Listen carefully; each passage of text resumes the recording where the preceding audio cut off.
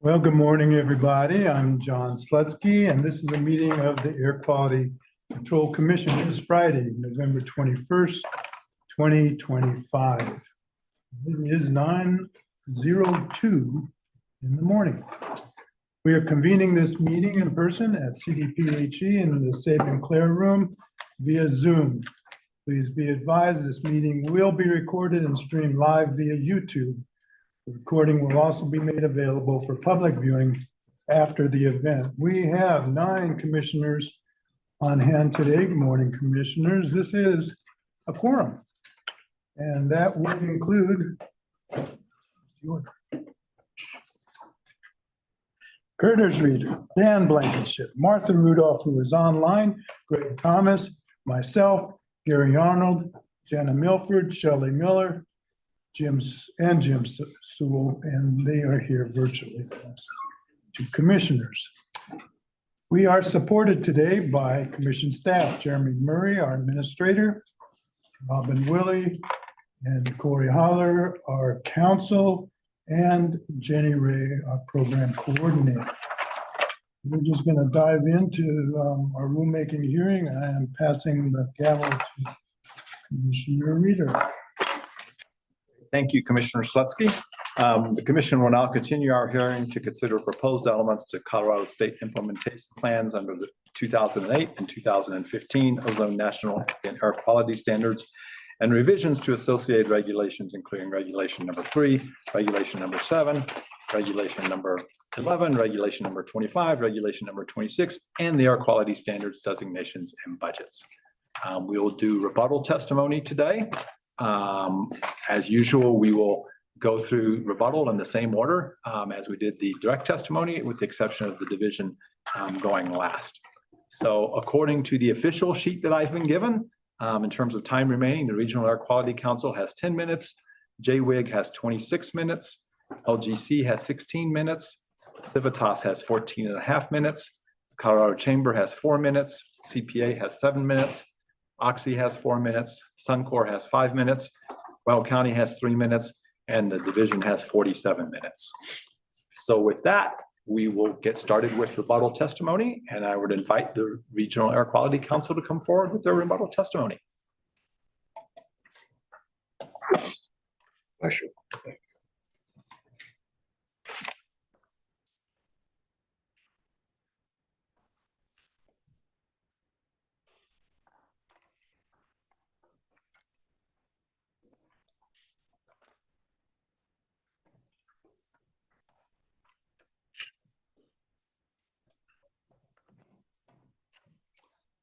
Okay, good morning, commissioners. I'm Mike Silverstein with the Regional Air Quality Council, and we wanted to use the remainder of our time to just respond to some issues and information that was raised yesterday during testimony, and provide final perspectives from our presentation. All right. First of all, we're pleased that the Air Pollution Control Division intends to bring forward a revised control approach for separators, as indicated yesterday in their testimony, for oil and gas separators and other maintenance-related emissions sometime in 2026. And that is consistent with one of our strategies that we identified in our blueprint, as well as an emission reduction opportunity.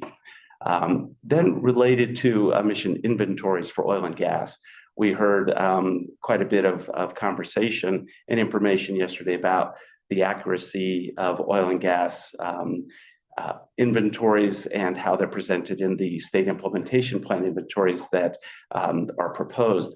And the Regional Air Quality Council actually coordinated the extensive evaluation of oil and gas inventories, and the results of that effort are reflected in those emission inventories. So this was the result of a comprehensive multi-year effort to gather the best information that we could on oil and gas emissions from our past and projections to the future that most accurately reflect the control programs that are in place, the best we could take credit for things, and also growth projections as well.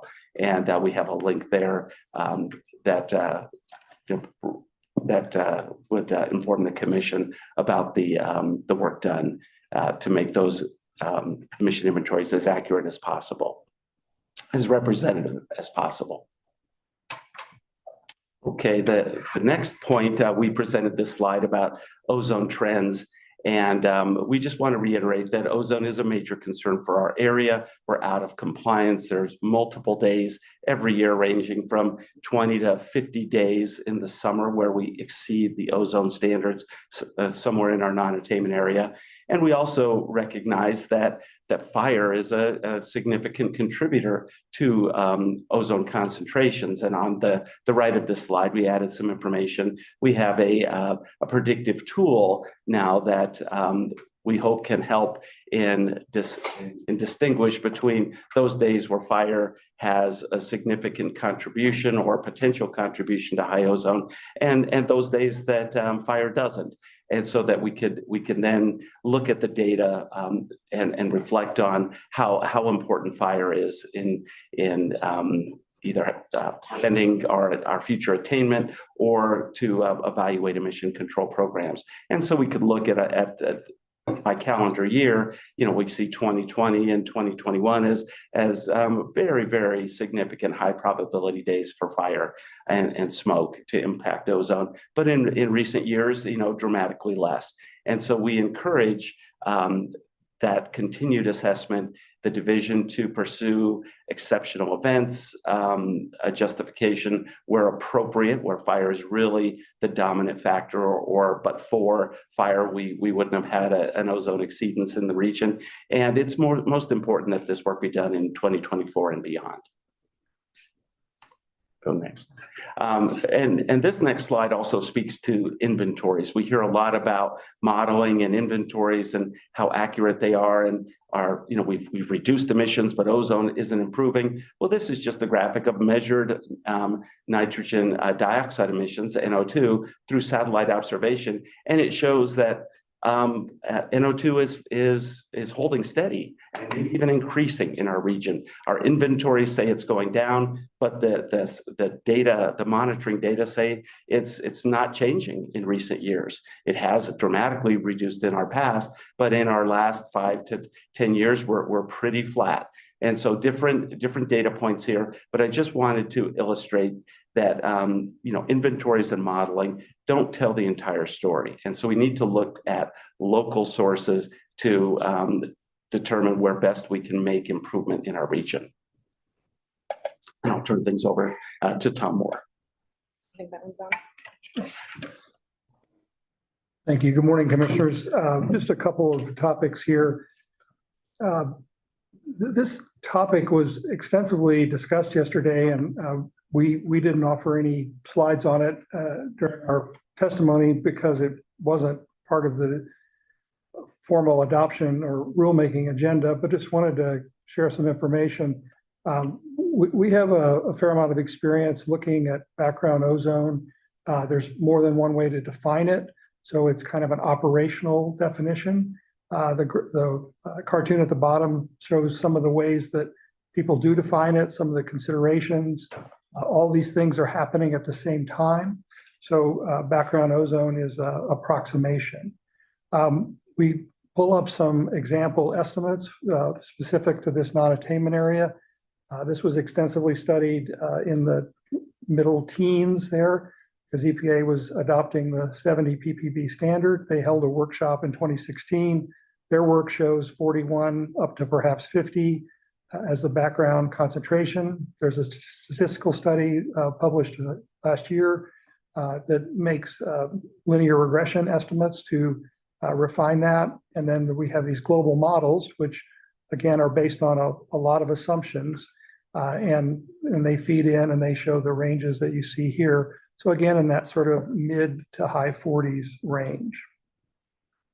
And to hit the high point here on the 179B discussions, this is kind of an arcane thing. The division pointed out that only one has ever been approved, and that's a very small non-attainment area in southern New Mexico, completely different from our large urban area. But these are modeling studies. They're one-time analyses. They're definitely a snapshot. They don't do anything to improve air quality. And there's really no measured way to verify these international contributions. Those are constantly varying, and the mix of them are also varying. And we have significant smoke impacts on a regular basis here. So the outcomes are such that if a 179BA prospective demonstration were made in this area, it leaves all the Clean Air Act requirements for our severe area still in place, the permitting thresholds, offsets, RFG, and we have to eventually monitor attainment. That's the data test.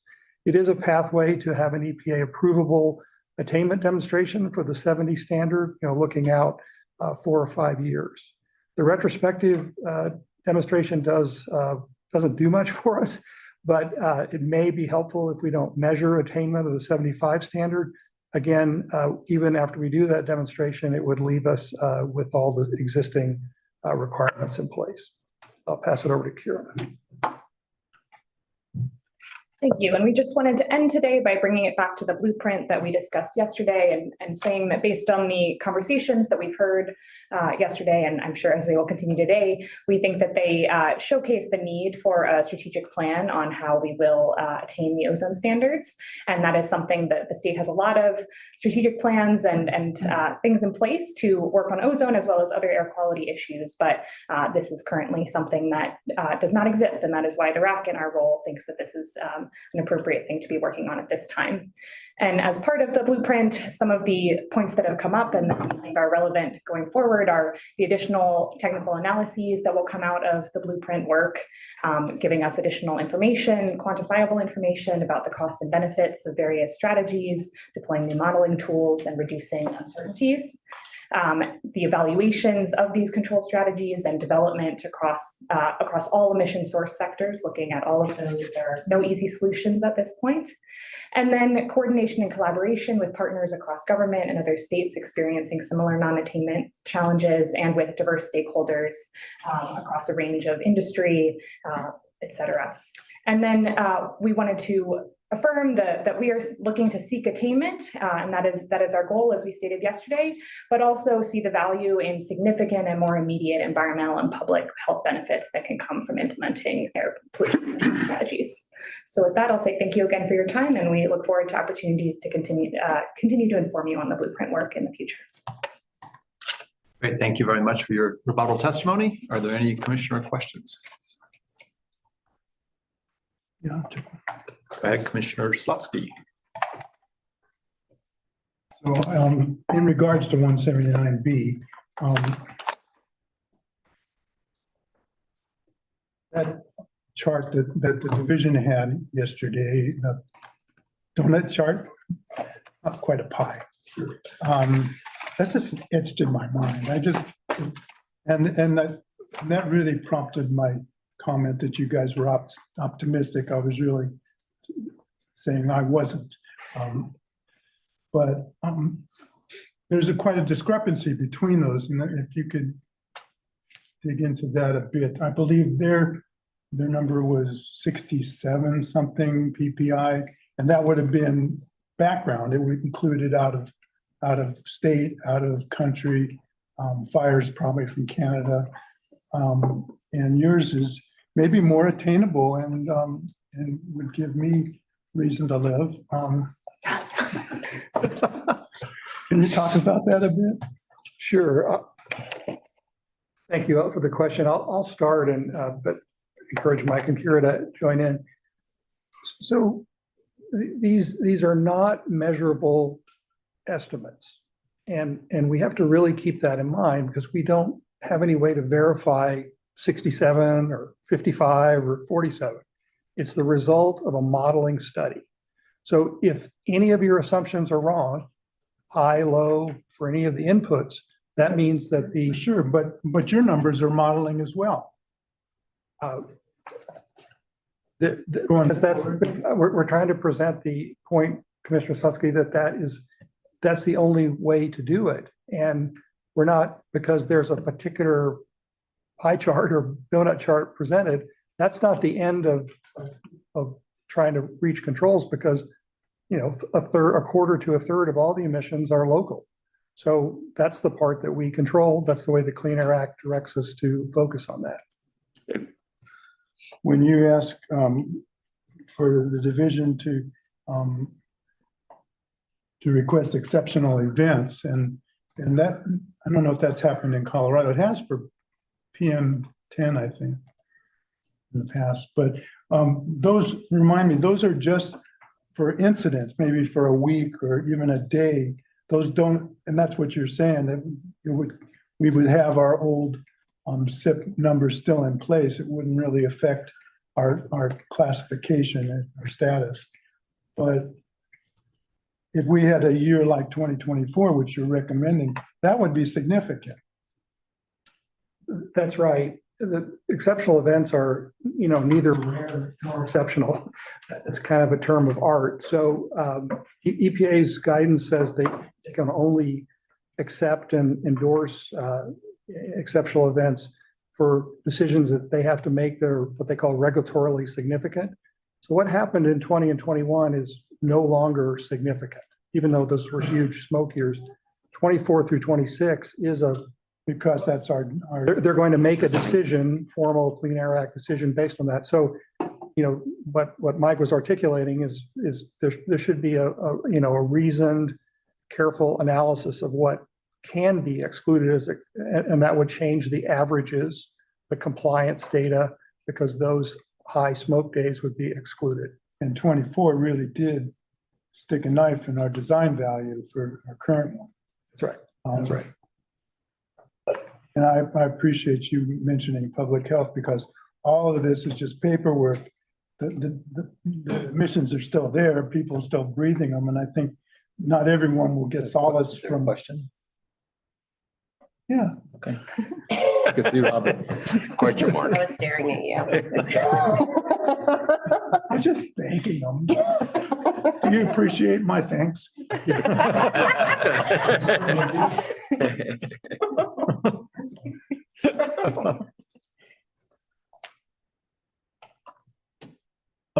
Go ahead, Commissioner Blankenship, sorry. Okay, in follow-up to your statement about a quarter to a third of the ozone pollution is local, how much of that do we need to reduce to reach attainment?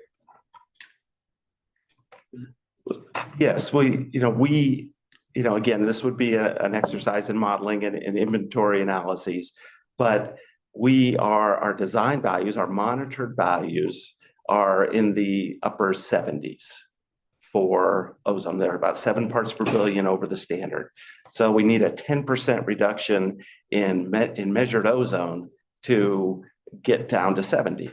So when you think of math, and I'm not the best here, but when we then compare it to, well, we think that so much of that ozone, big contribution is from that background, from natural. As I've mentioned, kind of my rule of thumb is 1/3, 2/3. And so if we can reduce our 1/3 of the contribution, about 1/3, that is a rough estimate. Now, there's a lot of atmospheric chemistry and so many factors that go in place, but to get all monitors in our region, we have to really continue to drive down emissions from our local activities for those 3 months in the summer. We don't need to drive those emissions down all year, every year. We need 3 months of emission reductions in those peak ozone times to have a chance. Way I'm hearing you say, it sounds like that the reduction in the precursor emissions, the NOx and the VOx, will then drive down the ozone, but it doesn't appear that the data indicates as such. Is that a correct statement?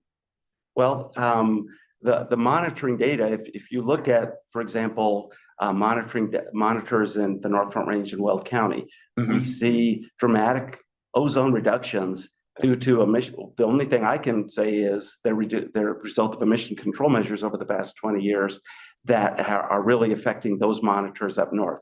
Our Denver Metro monitors are also seeing improvement from the number of days on average that we exceed, but also the peak values have dropped. So we're seeing ozone improvement, but to get to the standard of 70, it's a really big challenge in our region. Right. Okay, thank you. Thank you.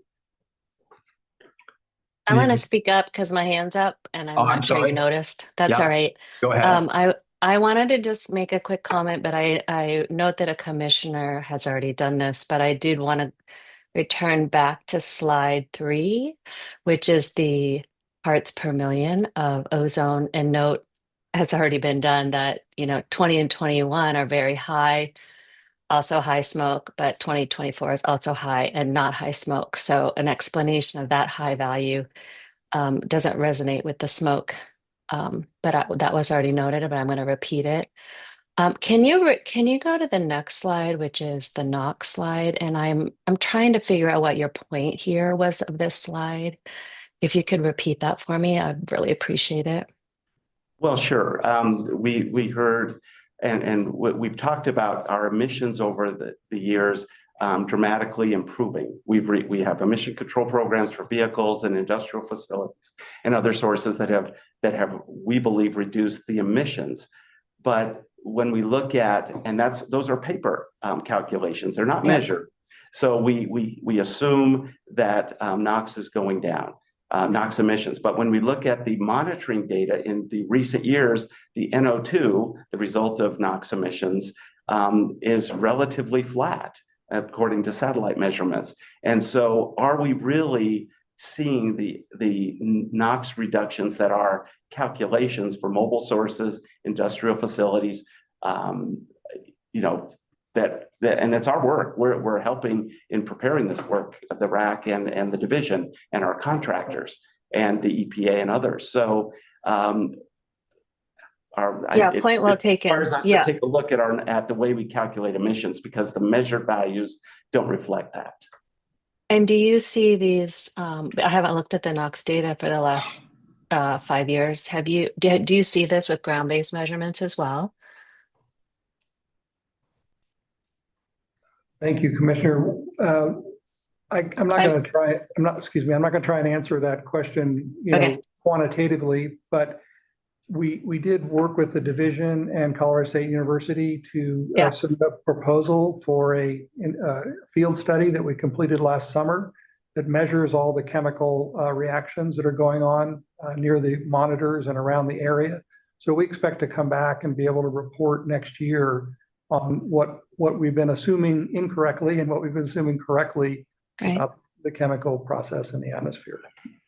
Yeah, that's great, because that was my other question, which it sounds like you'll be able to help us understand, or maybe others have comments on, is that because it's a non-linear chemical reaction between NOx and VOCs and ozone, it's always kind of important to figure out whether we're NOx limited or VOC limited, or which one is real, or are they both causing the ozone issue? So I look forward to more information on that. Just one more question. I really appreciate it. The background ozone estimates, the slide, I really appreciated that you gave us. It looks like the most recent estimates are, somewhere between 50 and 65 parts per billion of US background ozone based on these studies. So I really appreciate you giving it to us. And then if we have our design value at 77 and you want to bring it down to 70, that is a pretty big leap to get that in. So I just wanted to thank you for that. I'm done. Sure, I don't want to be out of school here, but we are going to keep discussing this and provide more breakdown of what these effects are.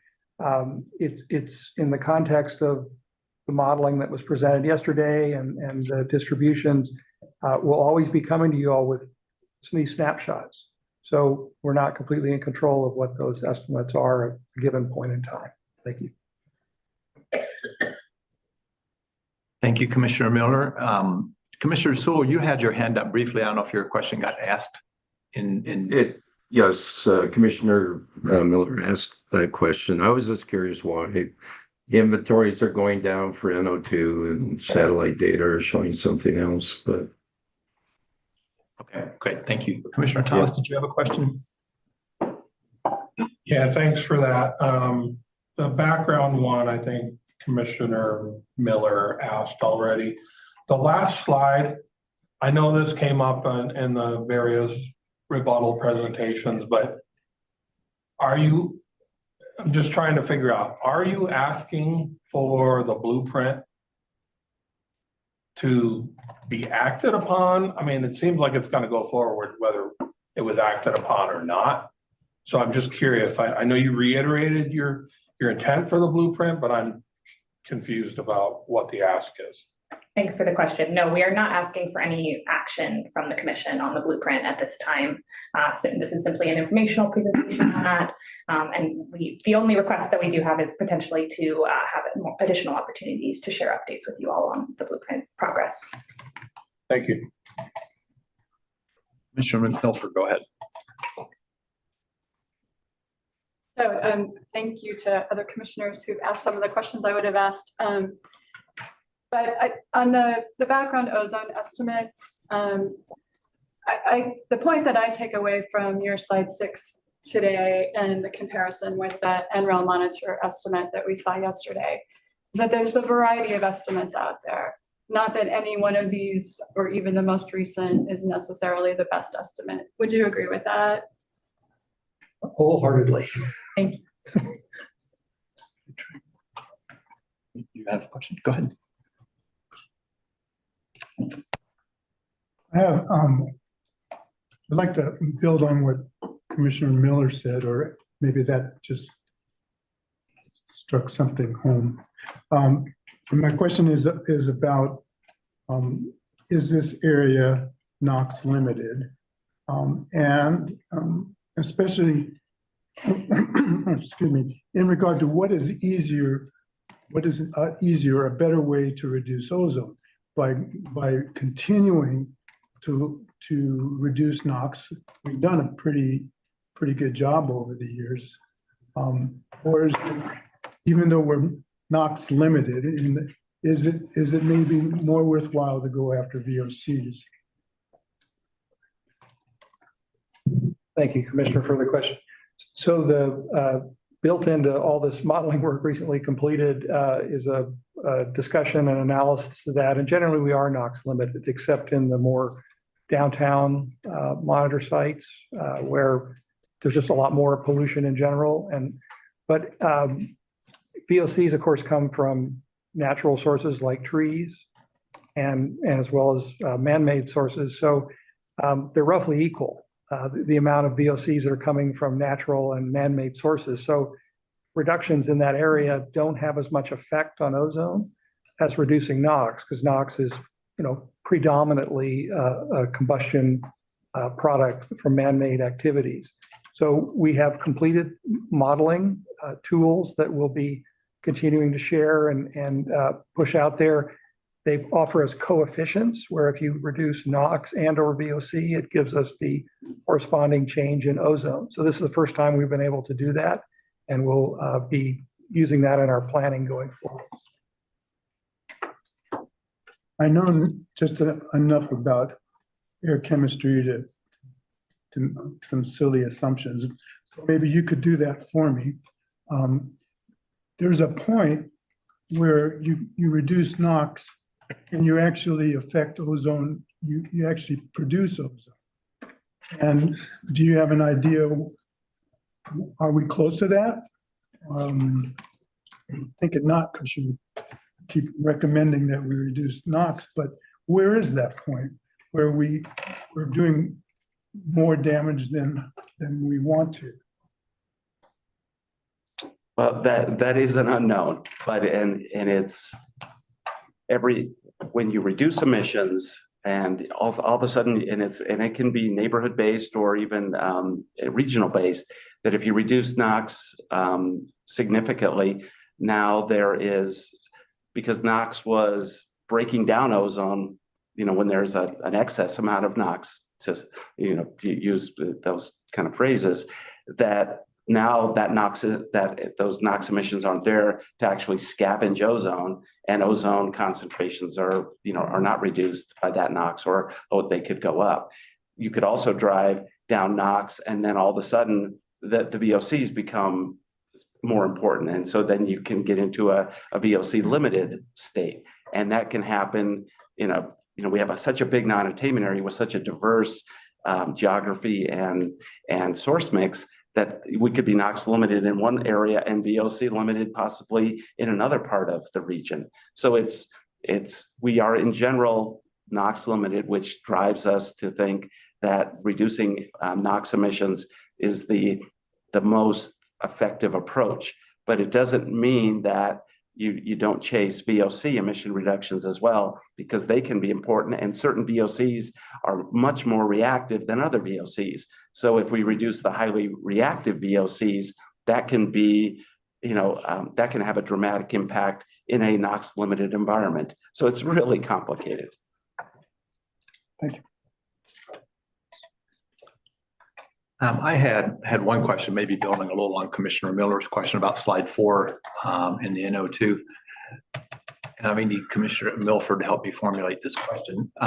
But we, in looking at the nitrogen deposition data for Rocky Mountain National Park over time, we had seen a little bit of a downward trend. That my recollection from our most recent briefings, there are 2 types of nitrogen. One is related to NOx from combustion. I forget what the other one is related to, if it's urea from fertilizer or whatever it is. That's what Commissioner Milford probably remembers better than I do. But the Rocky Mountain data seem to be showing that the NOx, the combustion related NOx deposition had gone down dramatically as a result of the NOx controls. So I guess I'm just trying to sort of square that data point with what this slide is showing.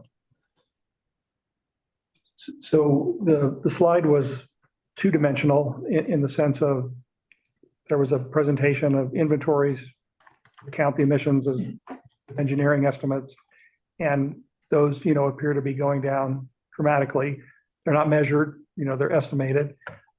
This is a measurement, so this tells us across the air above the area what NO2 is actually doing. It's an important component, as Mike was saying, of forming and breaking down ozone.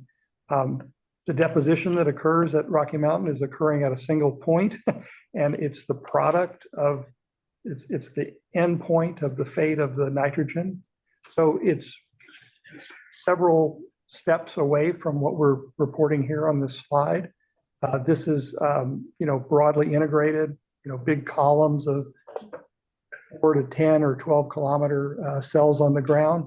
So quite different and not aimed at that kind of focused endpoint that the nitrogen monitoring effort at Rocky Mountain is focused on.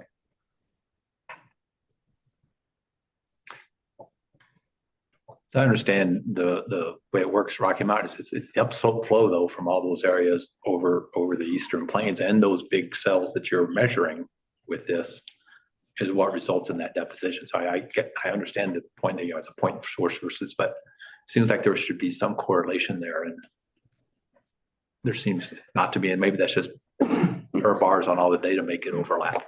And thank you, and that would be an excellent related planning effort that we should probably tie in here, which we have not done.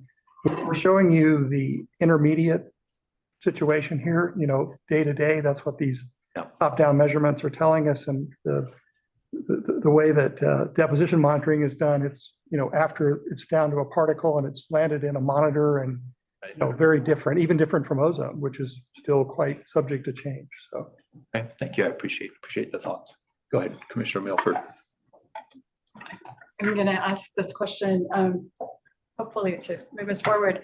Would you all be willing to come back at some point and do an atmospheric chemistry seminar for us with some folks from CSU and some folks from NCAR and folks who could talk about the satellite data as well as the surface data, as well as the nitrogen deposition data? I think this question of what the empirical evidence shows relative to the inventories is of great interest. Yes. That was a question. Absolutely. We'll work to make that arrangement. And that's also a note for the executive committee. So, thank you. Any other commissioner questions? Not I seeing just, any? oh, This is, Sorry, go ahead, Commissioner Miller, sorry, go ahead. no, I cut Commissioner Sewell off. I just raised my hand and then he raised his hand. So but I do want to second Commissioner Milford's comment, and noticing that the recent estimates, show this, that we're NOx sensitive as was just testified, and that, but that NOAA also we could invite as well, just to remind us of the NOx sensitivity of the region. Thank you. Commissioner Sewell, go ahead, please.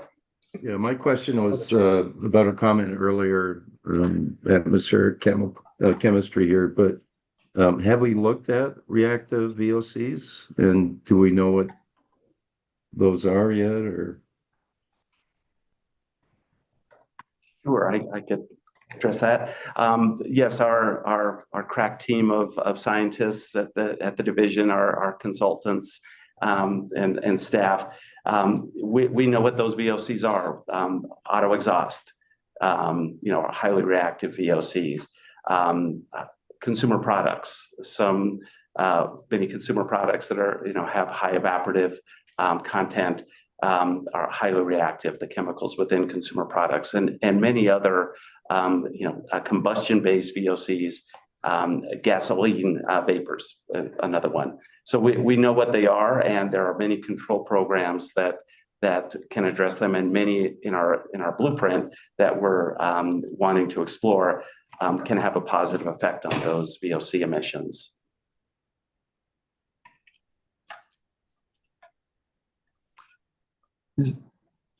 Okay, are you through, Commissioner Sewell? Looks like, okay. Commissioner Rudolph. Oops. Commissioner Rudolph, go ahead. Thank you. This a suggestion going on with what Jana was suggesting. The AQE Air Quality Enterprise has a grant program, which I think maybe most of you know, that has funded a number of studies that are relevant to what we're talking about, what I'm hearing everyone talk about now. And so having someone come in, as Jana is suggesting, perhaps piggybacking on that would be someone talking about the different studies that AQE is funding and what those studies are intended to show, because it all has to do with this kind of data. I just want to remind commissioners that this is for questions I was just about to say that too. Would commissioners like that, or would? Let me try to reel this back in a little bit to the point that we are in rebuttal testimony for the ozone zip rulemaking, and we should be asking questions of the rebuttal witnesses at this point versus planning future commission agendas too much. I think it's all very well taken. I can't see Robin's face, so I wasn't seeing her glaring. Sorry. I was starting to have the same thoughts. So any other additional commissioner questions for the RAC? If not, any cross-exam from other parties? I'm not seeing any. Thank you very much for your testimony. Thank you. Trouble. Next up is the Joint Industry Working Group.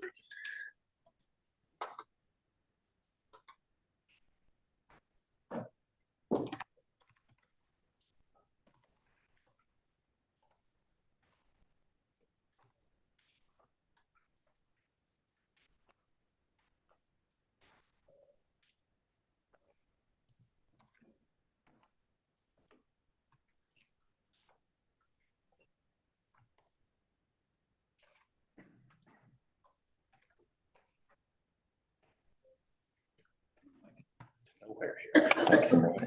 Jeremy's next. And Mills. Using his hand.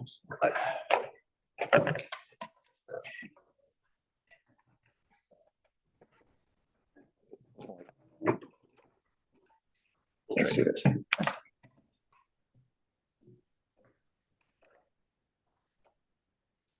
morning, commissioners. I'm Chris Colclaser, representing Koga, and here with me is Ryan Steedley. I'm going to start by trying to get back to my right slide. Let the record state steadily. Steadily, my mistake. Comment was- I'm going to start with Title V minor modifications. And I want to point out that the process, just talk a bit about the process for EPA review of these state operating permit programs. This is a legal issue that didn't really come up yesterday.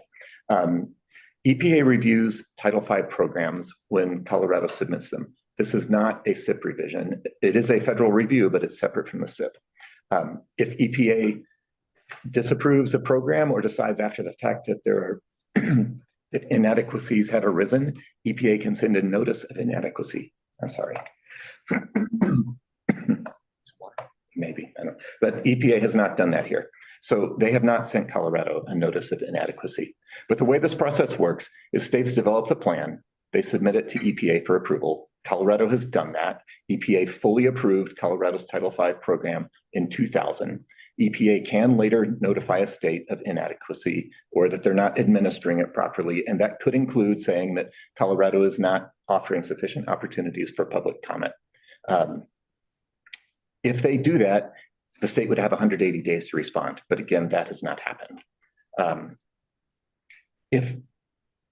If you look at the informal resolution agreement that we talked about yesterday, it does not follow this process. The IRA calls for Colorado to submit a SIP revision for its Title V permitting program. Again, that's not how it should work. And the IRA is also not a notice of inadequacy. But if Colorado were to submit a revision to its operating permit program to EPA, that would actually violate state law, which says that any provisions of any regulations that are not mandated by federal requirements or are more stringent than federal requirements are reserved to state authority. And so submitting that to EPA as either a SIP revision or an operating permit revision would violate state law.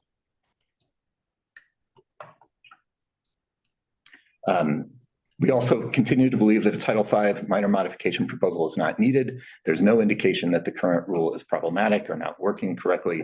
The only reason we heard for this proposed change was that the division agreed to submit it. But even in that agreement, CDPHA said that it maintains its current program is compliant. So there's just not a reason to review this. I want to go to some of the questions that you had yesterday, Commissioner Milford, about this agreement, because it sounded to me like maybe you were asking whether the existence of this agreement shows that there was a problem and that it needs to be fixed, but it doesn't. For starters, this agreement was a periodic program review. It was not the result of any finding or allegation of inadequacy or noncompliance or deficiency. It was a periodic review. It contained no feedback from residents saying that there had been specific concerns and no examples of specific minor mods that residents objected to or opposed. The closest that it came was a vague statement, which is the second sentence quoted here, that the commitments included in this agreement resolve concerns raised as a result of Clean Air Act Title V sources, use of minor mods. That's passive voice. It doesn't say what the concerns are. It doesn't say who raised these concerns. It's simply a very vague allegation that there have been concerns raised, but that is not a sufficient reason to change the rule. And it would be inappropriate, following up on the questions about the Mesa County example and whether that would have actually been subject to this next rule. No, it would not. But again, the Mesa County example shows the importance of these provisions, and it would be inappropriate for this commission to say that it will adopt a rule based on such vague concerns unless the industry can definitively prove harm to regulated sources. So at minimum, the evidence that there would be adverse effects on regulated entities is stronger than the evidence of adverse effects on residents or others if this rule is not adopted. I just also want to point out that this informal resolution agreement was 14 pages long. It spent 6 pages praising Colorado's environmental justice program. It had very high praise of all the things that the state has done. Again, it was not a allegation or a finding that Colorado needs to make changes. Moving on to NOx intensity, we continue to support the revised intensity targets, but oppose the LGC's alternate proposals. We didn't say much about OnGare yesterday, so I want to add one point here. It is common for new emission inventories to have growing pains. That has happened, but this inventory has improved over time. The division has refined its reporting templates to make them more consistent, and it's also As we said, ONGAR 2.0 is underway. The division will conduct that work by June of 2026, according to their request for proposal. And the performance review proposed by the LGC would consume the division's limited resources, so we think it's a distraction. But I also want to point out that in the emissions inventory technical support document, it praises or speaks favorably of ONGAR and points out that prior to ONGAR, the inventory relied on some reported data and some additional information collected from industry, as well as some calculations or emissions factors. But now we have enhanced reporting requirements, and they've replaced that with reported emissions data. And they say that the ONGAR data is the most complete available oil and gas emissions data and is the basis for the SIP. So we see no reason for a performance review of ONGAR. I want to move on to the Section 185 fees. Here we talked quite a bit yesterday about baseline aggregation. I just want to clarify what our proposal is, and we're revising it slightly from yesterday to address some potential concerns about EPA disapproval of the baseline aggregation rule. So what we are proposing to you today, against slightly new language, is that if EPA disapproves the incorporation of this Section 65 into the SIP, the division is directed to withdraw from EPA's consideration Section 65 upon the publication date of EPA's final approval. So where this is different from yesterday is primarily the timing. This would direct the division to withdraw it when EPA publishes a final disapproval. So the disapproval itself won't take effect until 30 days after publication. That would give 30 days for Colorado to withdraw it before the disapproval even takes effect and before the sanction clock even starts. But this would be after EPA has made its final decision and published that in the Federal Register. This is still a contingent withdrawal from the SIP. We have also taken away the language about automatically rescinding this section from Reg 3, and that's to be more consistent with your procedures. It would take a rulemaking after the fact to rescind it, but that could come later at any time. We had some discussion about the timelines. As I said yesterday, the JWIG has concerns about the division's timeline for how the sanctions would unfold. The two major concerns are that with the February 2027 date being the earliest possible submission for a revised 185 fee program, there's no need to submit a revised 185 fee program. If this particular provision is pulled out of the 185 fee program, the rest will stand on its own 2 feet and you won't need to submit another change. So we don't think that's necessary. And second, with the on the right where I've circled the severe attainment date of July 2027, we don't think that's relevant to the sanctions. Yes, that is the attainment date, but the sanctions clock is defined by statute listed here on the screen and federal regulation. The sanctions clock begins on the effective date, not publication, but the effective date of a disapproval in the Federal Register, which might be July 27th. It might come after July 27th, depending on when EPA acts. So we don't see that as relevant.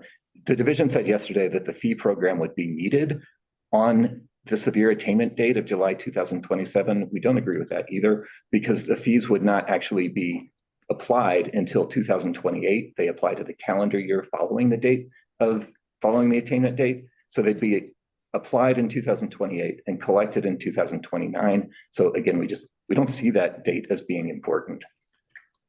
The second chart shows the SIP sanctions timeline based on 40 CFR 5231. It's relatively simple. The way the sanctions could unfold is there would be a Federal Register publication of a partial SIP disapproval. Again, we don't know when that would come, but at some point it might. Then there would be a 30-day period before that takes effect. 18 months after the effective date, so 30 days plus 18 months, the first type of sanctions would apply. Those are offset sanctions, meaning for these ERCs, you'd have to use more ERCs in order to get a new permit under the offset sanction. And then 24 months after the effective date, highway funding sanctions could kick in if nothing happens in the meantime. But what it would take to stop this clock is the division would submit a letter to the EPA withdrawing this provision of the SIP. And that is what we have changed our language to say. They would submit that withdrawal upon the publication date. The second step is that EPA has to propose to approve a SIP revision, approve the SIP after that withdrawal, and then issue an interim final determination that the deficiency is corrected. That is what happened with the contingency measures this summer. It does not require final action from EPA. It does not require public comment. It's an interim final determination published by EPA. There's plenty of time for that to happen. A second way to stop the sanctions clock is that EPA can make a final decision that our SIP is approvable after withdrawing this one question, this one section we've talked about. So that is the timeline as we see it. And we point out that under either timeline, even if you agree with the division's timeline, you can still stop the clock by submitting this notice. The last point I'll make is submitting this notice is very similar to what you voted on yesterday for the regional haze SIP. That does not require legislative review. You voted to send a letter to EPA withdrawing a piece of the regional haze SIP. It would look very much like that. The difference is that you would make that vote today, and so you would not have to come back to vote again. EPA would just submit the letter. Okay, moving on to emission reduction credits. This is the same language that we presented yesterday about shutdowns and curtailments. I just want to clarify a little bit what we're asking for. So we want to impose additional restrictions on these small sources that EPA described, the gas stations and dry cleaners, or other sources that are not in the inventory and not subject to the SIP. We believe this would not apply to oil and gas sources because they are all in the inventory under ONGAR. So the upstream sources are there. Sorry, I'm just checking the notes.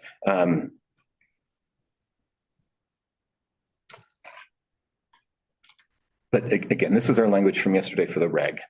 We have also proposed language for the SBAP, and I want to highlight the last sentence. This paragraph in the SBAP says that you're adopting rules about shutdowns and curtailment that are consistent with EPA's policies. And for example, when determining whether the emission reductions from shutting down or removing production equipment from the surface of a well production facility are permanent, the possibility that other facilities might increase their production of oil and gas to meet market demand is not relevant. We believe that's consistent with the EPA guidance. It's also necessary because the rule would be too subjective if the division could pick and choose when some offsite events by a third party potentially might block the ERCs and when they don't. This still allows case-by-case review of the applications that industry submits. The division would still determine whether the reductions are permanent, surplus, quantifiable, enforceable. They just would not consider the actions of other sources or third parties that might increase production elsewhere if one well production facility is plugged and abandoned or shut in. And I want to talk a little bit about why this is needed. We believe it's highly likely that the division guidance, if they withdraw this section that we just looked at as they proposed and they publish guidance, that guidance is very likely to impose additional restrictions on credits for shutting down oil and gas well production facilities because they've done that in the past and because they also said in their pre-hearing statement they have concerns about the permanence of these reductions. The one example I can point to was about 7 or 8 years ago, Kerr-McGee submitted ERC applications for 192 facilities that were plugged and abandoned, as well as 74 facilities that removed their storage tanks and 33 engines that were removed. The division never processed those applications over these same concerns about permanence. And so the division and industry disagree on whether these reductions are permanent. We are asking you to make this decision today. We're here in the open. We've put it in front of you. Give us some direction about whether these reductions are permanent. And again, the language that we're asking for would still allow case-by-case determinations. It would simply say the possibility that this production might be replaced, another well might be drilled somewhere else, does not make the reductions impermanent at that pad. EPA guidance has focused on the permanence of the reductions from the source that made the reductions and said as long as it is enforceable at that source, the reductions are permanent. So we would like to clarify that with no extraneous requirements for shutdowns. Okay, this next section is a little bit simpler. We have reached an agreement with the division on ERCs for sources that are returning to compliance and the timing of that. Essentially, this language would allow a source that is out of compliance to submit an ERC application and come into compliance. And if they come into compliance and make additional reductions before the division acts on that application, they would be eligible. but we have reached agreement there. All right, the final point I want to make is we as a state need to have realistic expectations about ozone and realistic policies about what strategies the state will pursue. And here I pasted in 2 slides that you saw yesterday that are 2 charts.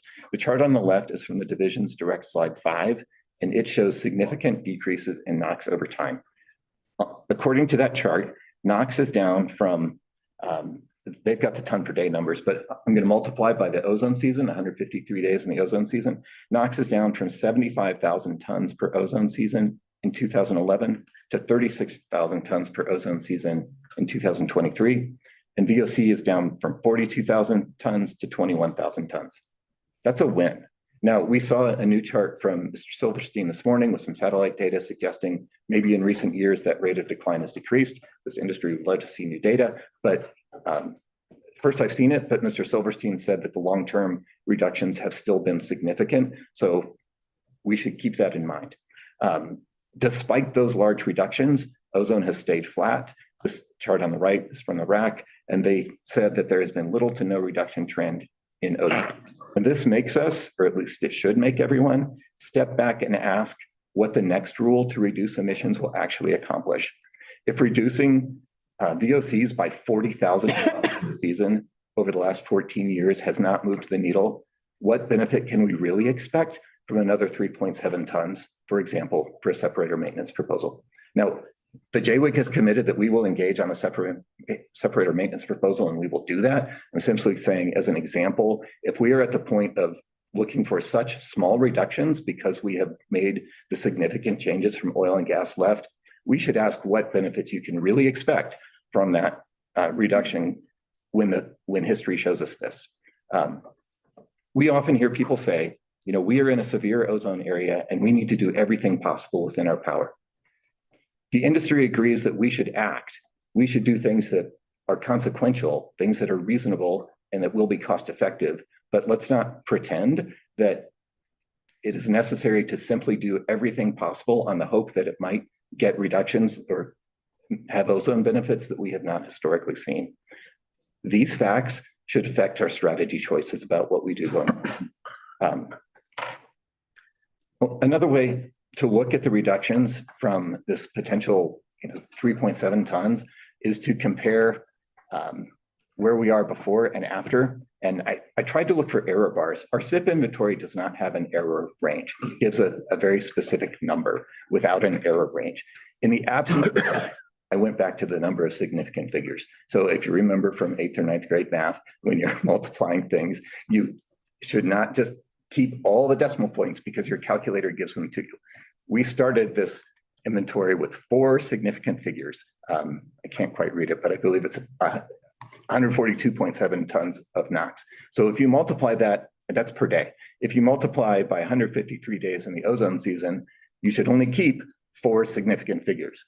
And if you do that for VOCs, there is really no difference. If you chop off the last couple of digits and you have a 3.7 ton reduction or a 0.03 ton reduction, those are the estimates. We are still at 36,180 tons per ozone season. And I'm sorry, the number in the bottom right cell is incorrect. That should also say 36,180. But again, another way of looking at the small reductions that we have. And I'll move on to the photochemical modeling results that we got from the division. This donut chart also matters. We have seen, we've heard questions yesterday about how much of the 67 ppb contribution qualifies as international emissions, and we support performing a full analysis of that. But under any scenario, the large majority of ozone is outside of our jurisdiction and outside of our control. Even in the rainbow section of the division's graph, the largest impacts are from mobile sources, which again, we don't have jurisdiction over. Historically, Colorado has responded by saying, we should address the things that are within our jurisdiction. And again, the oil and gas industry has been at the table for the last 10 years with significant rulemakings, making significant reductions, and we will stay at the table. But it is becoming clear that there is probably not enough within our jurisdiction to actually attain the ozone standard. We also heard the LGC say yesterday that Colorado should not blame international emissions, the large light blue section of this donut chart. should not blame international emissions. Yet at the same time, the LGC slide, and this is the text on the upper right, the LGC said in their pre-hearing statement, additional control measures are critically needed to address NOx emissions from oil and gas production activities. Frankly, it is hard to justify looking at this donut chart, looking at that very small red wedge that represents the ozone attributed to oil and gas, and concluding that it is critically necessary to get more reductions from the oil and gas industry to attain the standard. So I ask you, which party is casting blame and which party is making recommendations based on the evidence that we have in front of us?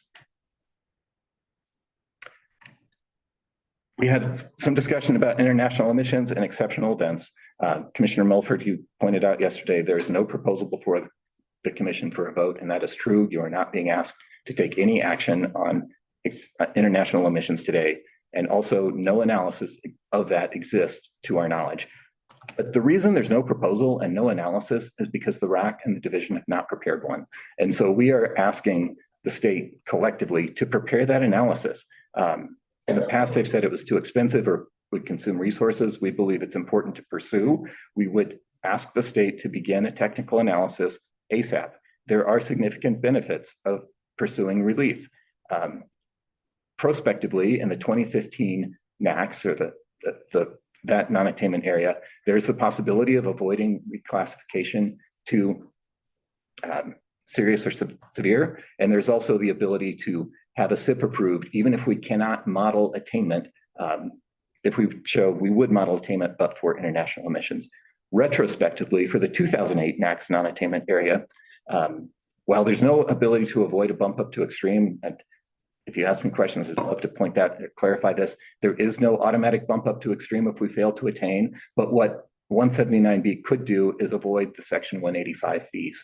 So if we show that we would have attained, but for international emissions, those sources can avoid those fees, which can amount to more than $12,000 per ton, millions of dollars per company. And so we respectfully disagree with the RAC statement this morning that this attainment, this demonstration would not gain us anything. All right, I've been talking very quickly. What some other benefits of pursuing relief from international emissions and or exceptional events, which can be considered together, is that we retain local control. We would get off the SIP treadmill where we are continually trying to meet federal requirements instead of trying to identify the most effective things that we can do. We could devote resources to more effective strategies than SIP compliance. It would also be a way to recognize the reality of ozone levels and what is actually attainable or achievable within Colorado, and it would avoid excessive and punitive compliance costs. So I'll get to my last slide with suggestions about what the state's responses to ozone should be. First, set realistic expectations of what is achievable and communicate them to the public. It is important to be clear. There is, I think, a misperception out there that if only Colorado had the political will, if only we clamped down on oil and gas or whatever sector emissions a little bit harder, we could attain. The modeling shows that that is not realistic. If 67 parts per billion at NREL are coming from outside Colorado, we should recognize that and let people know. Recognize what is achievable and pursue it. So again, we are not throwing up our hands and saying, do nothing. This is outside of our control, blame the weather. We're not saying that. We're saying, identify the strategies that make sense, that will be consequential, that will make a difference, and that are cost effective. And this industry will continue to pursue those like they have over the last 10 years. But at the same time, you're asking the division and this commission to exercise leadership in terms of evaluating which strategies are not effective, where the juice is not worth the squeeze. And in this instance, leadership means saying no to those strategies. They do have a real impact on Coloradans, as you heard the chamber testify yesterday. If they are impacting jobs, if they are reducing energy production, if they are making people's lives more expensive, and we are getting emission reductions that are in the noise, so small that they don't even register under the number of significant digits, we need to reassess that strategy and ask whether it's really worthwhile pursuing. And so that is the leadership that we are asking from you. We are also asking to avoid blame of any one particular industry. And again, to pursue regulatory relief from international emissions and exceptional events. We believe it makes sense to achieve meaningful reductions in a cost-effective way, but to avoid excessive burdens. and to ensure Colorado can produce energy to power residents' lives. I'll just put a finer point on the oil and gas industry's commitment to reduce emissions. Again, we're not saying do nothing here. We're supporting the NOx intensity.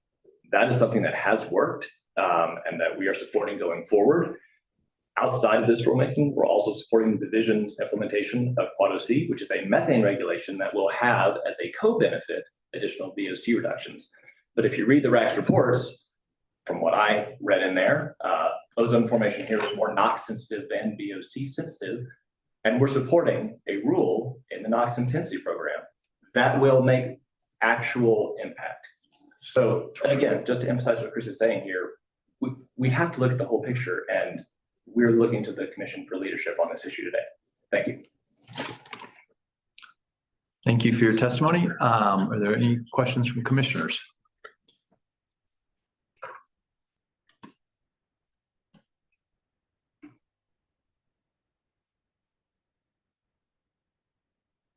Commissioner Rudolph, go ahead. Thank you. Thank you for your testimony. I have some questions about ERCs. Let me think about how to ask this. Well, first of all, I think I know the answer to this question, but can ERCs/offsets be used to reduce emissions so that a new source would no longer be considered a major source? And subject to major source requirements, obviously. The answer to that is no, at least not under the way the division has proposed this language. So the division's proposal would only allow sources to use ERCs to obtain the offsets that are needed to get a major source non-attainment new source review permit. So you would still be a major source. Okay, and what is your position? What is your position on that? Industry believes that we shouldn't restrict the use of credits artificially. I think I'll leave it at that, and well, maybe invite any other JWIC witnesses who might have additional responses to that. But we believe that the credits should be open to be used to the maximum extent allowed by the Clean Air Act. Okay, and so on ERCs again, what do you, and I know you've testified to this, but I want to explore it a little bit more.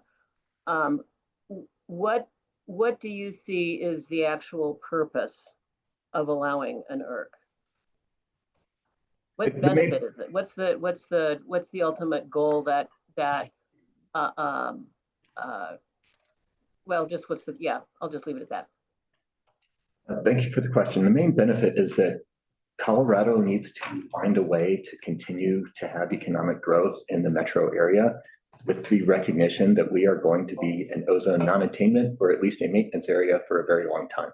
And so with the major source threshold down to 25 tons per year for a severe area, there is the real risk that makes it impossible to build not just oil and gas, but other facilities that you might need, university dormitories, pharmaceutical manufacturing companies, whatever it might be over the 25 ton per year threshold. And so making offsets available and making credits available provides a pathway to continue that economic development.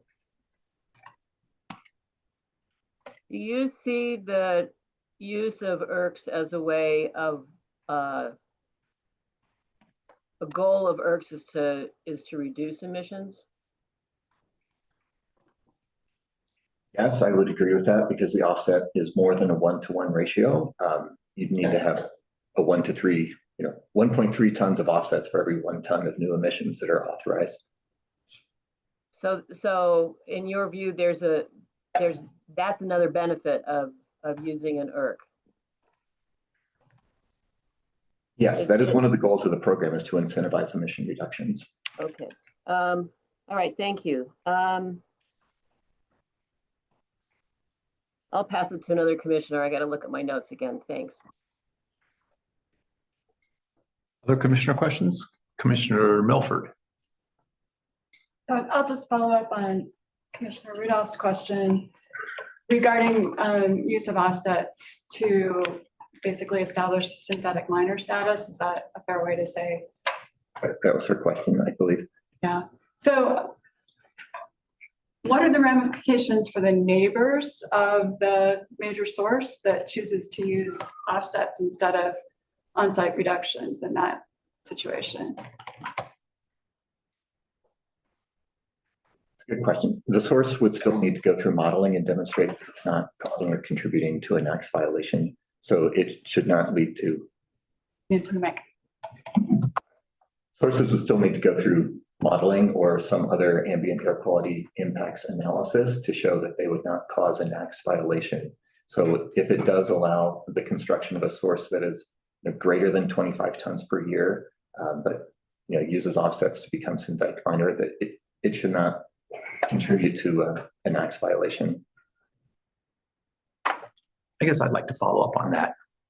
Can you use offsets to become a synthetic minor? I thought it was only to offset emissions, to show the offset so that you're allowed to construct a major source. Would you remain a major source? Would you give me the opportunity to respond to that question after I have a chance to go look at the statutes? Sure. Sure.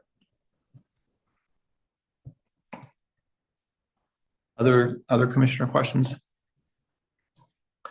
I had a couple around minor modifications. I don't know, have you had a chance to do a comparison of the language in Part C, Section 10, 10A 1 through 6 with 40 CFR 77E2? I believe it is consistent. I don't have them in front of me, but I believe the Colorado rules on Title V minor mods track the federal requirements of Section 70.7, and they would need to since EPA approved the program. And have you had a chance to look at the Reg 3 Part B, Section 3C1 items for public, that require public comment for construction permits? I have. In my view, it's a relatively low bar to trigger public comment. So a variety of things could trigger that. It has different emission thresholds depending on whether the source is located in the attainment area or the non-attainment area. There is also a provision that the division can send a permit application to public comment based on public interest. So if there's a perception of public interest, that can be enough to trigger public comment. And there are other triggers as well, but those are two of them. Would you agree that potentially the primary trigger under 3B C1 is the part about changes in sources with projected emissions greater than projected controlled emissions compared to 25 tons in a non-attainment area, that would be the primary trigger? Yeah, I believe that's the primary. And as I recall, it's 25 tons in the non-attainment area, if I misstated that. No, I think you said it right. 25 in the non-attainment area and 50 in the rest of state. Okay.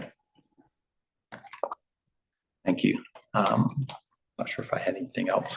Other commissioner questions?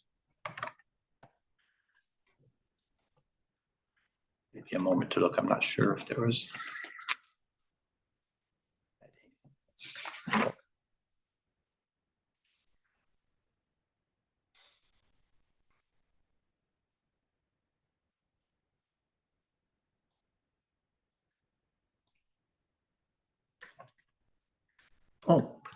With regard to ERCs, the division had language in the, I think it's still in the final SBAP. I read it in the pre-errata SBAP about requiring non-permitted sources to get permits before they could apply for ERCs. Given that, is your language on your VD2B talking about emissions that are not counted in the SIP inventory and not included? Does that still apply if they're going to force a source to get a permit before they can apply for an ERC or as part of the ERC application process? So I think we're looking at two different provisions. The language about the language about requiring the source to get a permit, I believe what you're referring to is this one on slide 19, where there is a requirement that if the source is currently out of compliance and is coming back into compliance, they would need to achieve greater reductions than are necessary to come to compliance, but also have an enforceable limit in their permit or potentially just in the ERC certification itself, but have an enforceable limit to be eligible. And that is language that we've agreed on with the division. We are withdrawing the language on our direct slide 30 that spoke to this timing of coming back into compliance. Okay, I may have misread the SBAP. It was late last night. It was the old version. I couldn't find it back this morning. So I'll withdraw the question then or punt on that.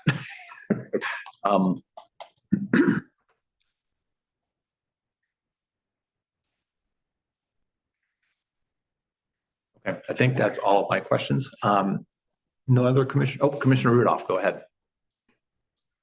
Thank you. Yesterday, you requested that the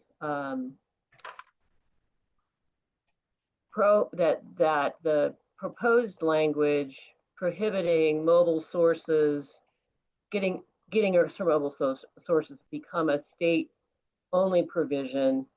And as I recall, your argument was that that would prevent, or that would help prevent any claim of backsliding. My reading of the current language today precludes using emission credits for mobile sources. So, and this is in VE6, I think, Part A, Reg 3.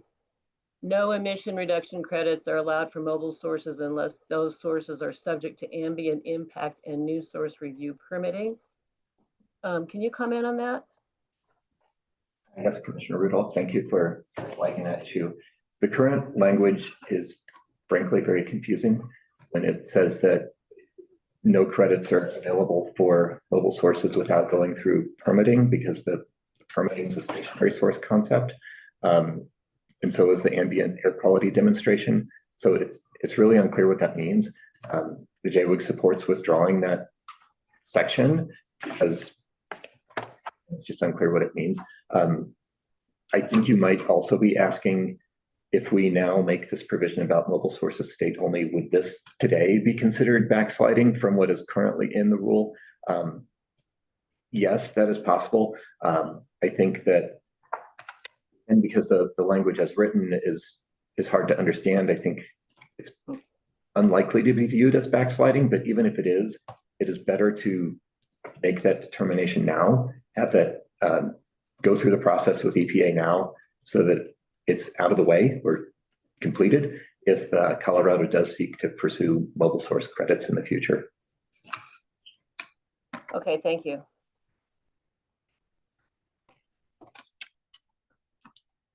Other commissioner questions? I'm not seeing or hearing any. Any cross-exam from other parties? Again, not seeing anyone. Thank you very much for your rebuttal testimony. Thank you.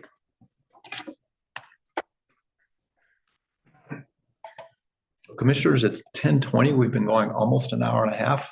I'm thinking maybe we take a quick 10-minute break now and come back at 10:30. Okay. Yep. We'll be on break until 10:30.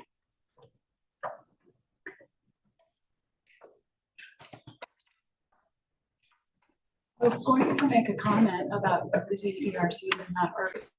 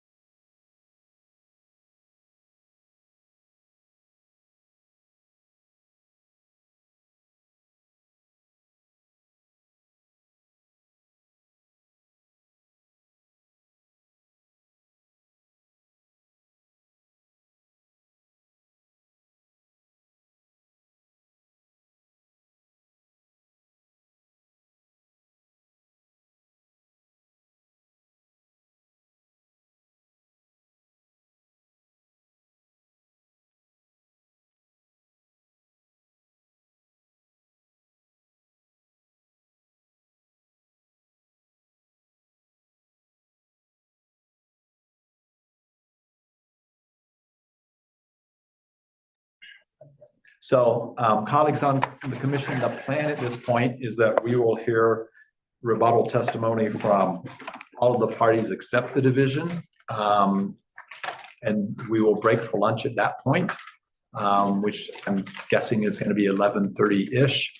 We'll take lunch and then we'll come back and hear from the division following lunch.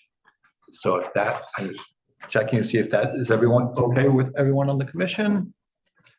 So I see head nods. sir. Okay, so we will plan to go with that, and parties are thereby given a heads up that that is our plan as well. So next for rebuttal testimony is the Local Government Coalition. They're all online. I forgot about that. So yeah. Go ahead. Thank you. Good morning, commissioners. Thank you for the time today. I'm Cindy Copeland with Boulder County representing the LGC, and I'm joined online today by Lindsay X and Elizabeth Paranos. So we're here today to discuss the emissions Colorado can't control. And because it does not matter to people's lungs where the emissions are originated from. And as local governments, we don't have all the tools that we need to protect our residents adequately from the undue burdens of continued high ozone levels in our area.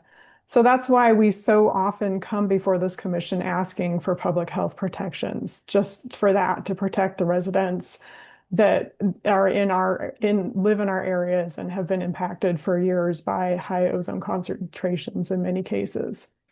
So our position is that we believe Colorado should pursue all the feasible solutions that are available to reduce ozone precursor emissions, including but not limited to oil and gas and transportation control measures. So that is why we support, today, we are supporting the proposed revisions to Regulation 11, and we support the diverse set of control measures that the RAC has developed for their ozone blueprint. And if the commission would refer back to the RAC slides from their presentation yesterday, you'll see that oil and gas is nearly half of the NOx emissions and a quarter of the VOC emissions. And so that is why we so often talk about NOx and oil and gas emission reductions that are necessary. But we also have been very engaged, as you know, in the clean cars rulemakings and all of the other rulemakings dealing with other pollution sources, lawn and garden, just to name a few. So that is all I have for today. And if Lindsay and Elizabeth wanted to add anything else, then please do so. All right, so I guess that wraps up our rebuttal presentation.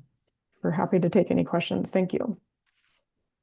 Wow, that was shorter than expected. So any questions from commissioners?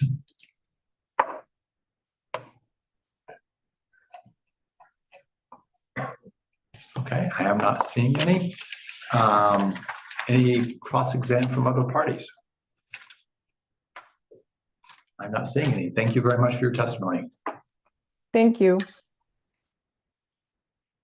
Next up is Civitas Resources.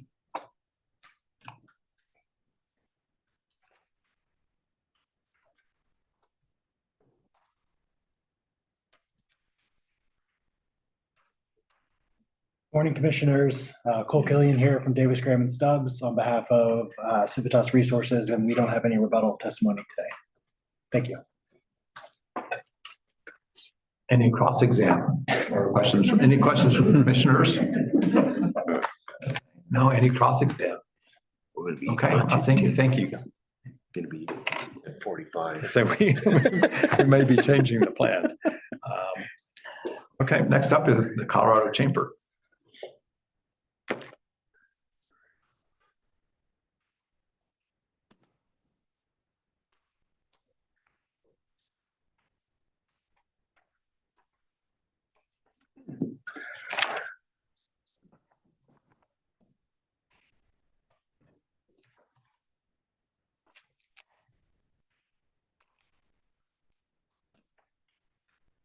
This on?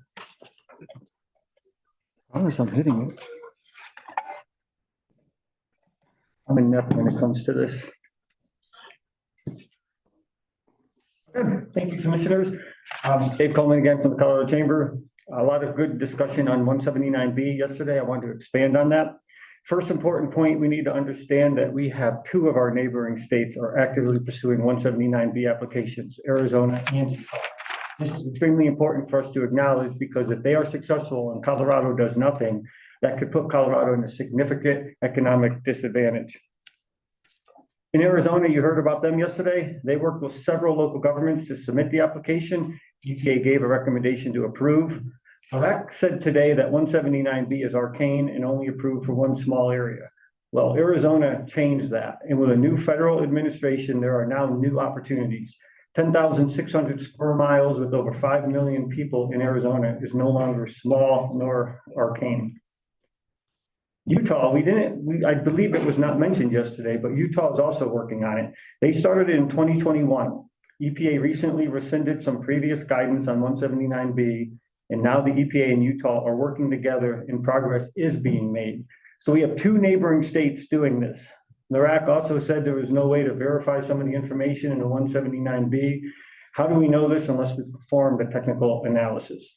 Arizona and Utah seem to have done this. Why can't Colorado? Good questions were asked yesterday on what would a 179B mean and do. I grabbed this from Utah presentation. Not sure how great it is, but it's a little info. This info does need to be further fleshed out. But I think JWIG did a great job this morning of identifying some of the advantages of doing this. I want to reiterate one. A successful 179B will avoid very costly 185 fees that would harm our businesses impacted and greatly increase the risks of them leaving the state. Colorado is a great place to live, but Utah and Arizona, they're great places too, and we're competing against them. The RAC said 179B will not do much for us, but the chamber sees it very differently because we are looking at the bigger picture, including the very real economic impacts of 185 fees that would come into effect and other downstream business impacts of non-attainment, including ever more expensive control strategies that do not meaningfully move us towards attainment, but would be required. That would put us at a disadvantage to those states. So our ask is for 2026, let the technical analysis on international emissions and exceptional events be done. It should be conducted. We should see if these legally available Clean Air Act options can be pursued by Colorado. Let's do the work that will guide our decision on this.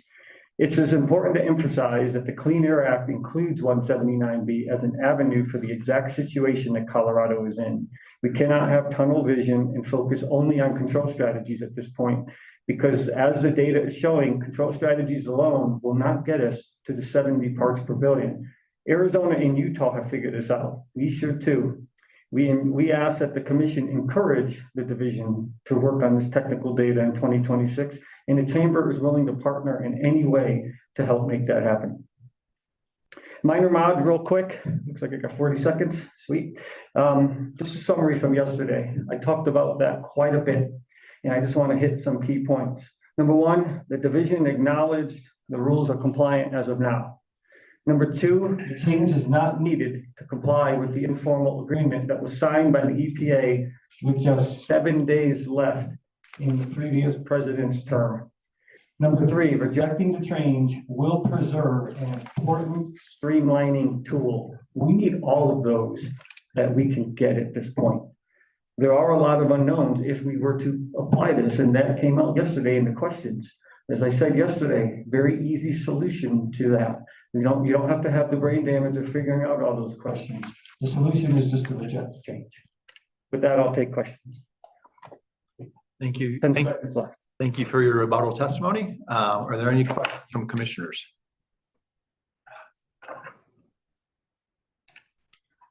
One here, Crude. No, I'm sorry, go ahead, Commissioner Thomas.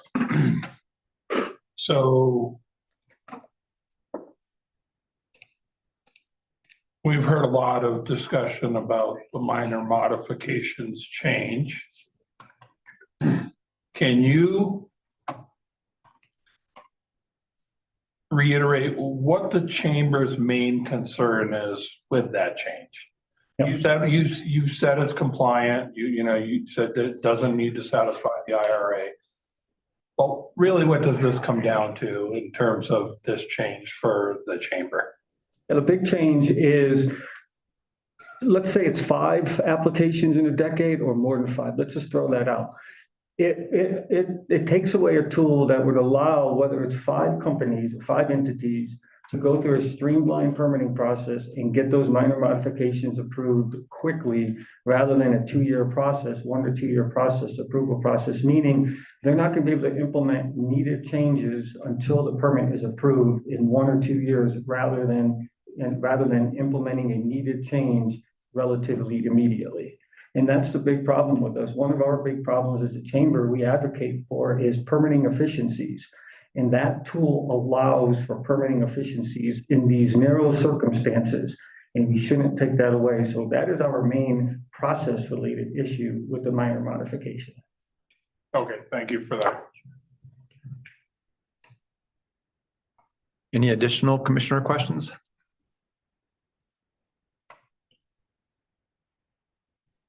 Commissioner Miller, I'm sorry, I don't have my glasses on. Yeah, I was thinking of raising my hand because I do have a question that follows up from Commissioner Thomas, and I'm not sure who can answer the question, but maybe the chamber can. In the minor modification rule, if a permit is requested for this minor modification and we have the opportunity for public comment, but nobody wants to make public comment, then is the process still streamlined?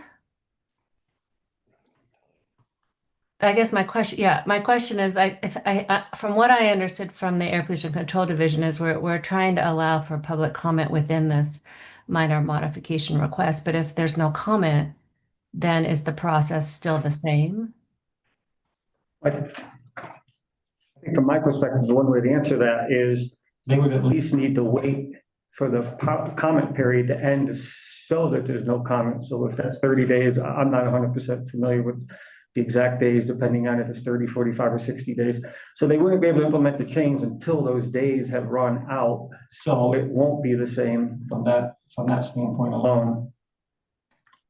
Okay, thank you. Commissioner Sewell. Yeah, a question about minor mods also.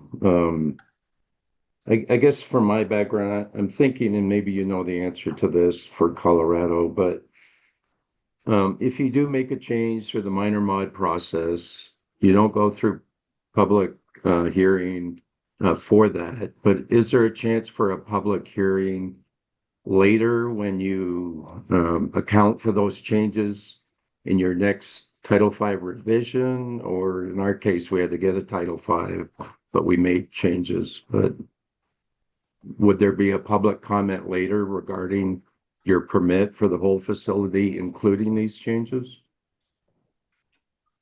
I think the question now is getting 2 things. If we do a minor mod at one point and we don't go through the process, but then if the way I think I'm understanding you, if you do a change later that's not minor, would it then include that minor mod in that one? I don't know the answer to that, to be honest. I know that it wouldn't have, if the way the process is now, it wouldn't have to for the minor mod, but that subsequent change that might be bigger, I don't think the minor mod would be included in that analysis, but I would have to defer to people who know that a little bit more than me. Yeah, I guess what I was asking, when you renew your Title V permit, at a later date, I believe you go through a public comment process for that, which would account for those changes that you made prior to that renewal or a new Title V. I don't know the answer to that. Okay. Sorry.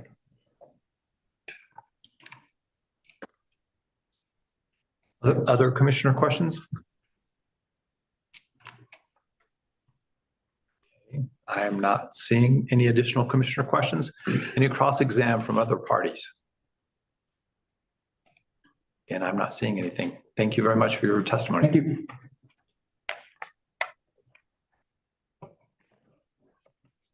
Next up is the Colorado Petroleum Association.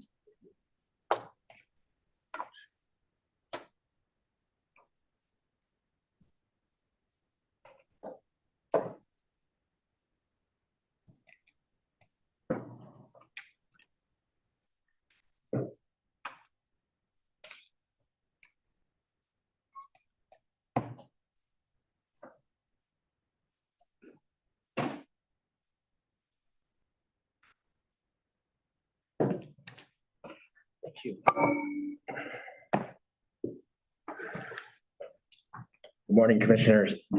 Just dovetailing off that recent line of questioning, I also represent Suncor in this matter, and I do have a specific Suncor Title V minor mod example that I can share with you all, and we'll be happy to answer more questions as part of Suncor's testimony. CPA also has some additional slides related to these issues. These are our priorities on Section 185 fees. We think that both the aggregated baseline should move forward for the reasons Jay has articulated, and we should consider alternative fee programs. And I have some good news on that front. On the Title V minor modification program, we believe the changes are unnecessary, and I can explain a little bit more.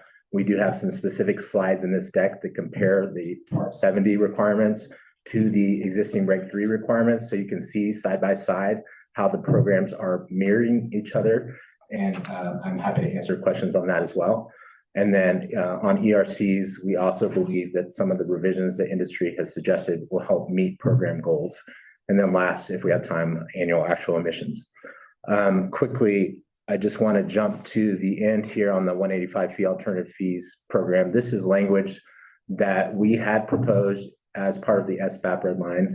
The good news is that I discussed with the division and AGs, and they are willing to go with this SBAP language, but change it from within 1 year to within 2 years. So the division would report back to the commission on the viability, feasibility of a Section 185 fee program and ability to raise alternative fees within 2 years. And hopefully we could get a potential alternative fee program implemented shortly thereafter.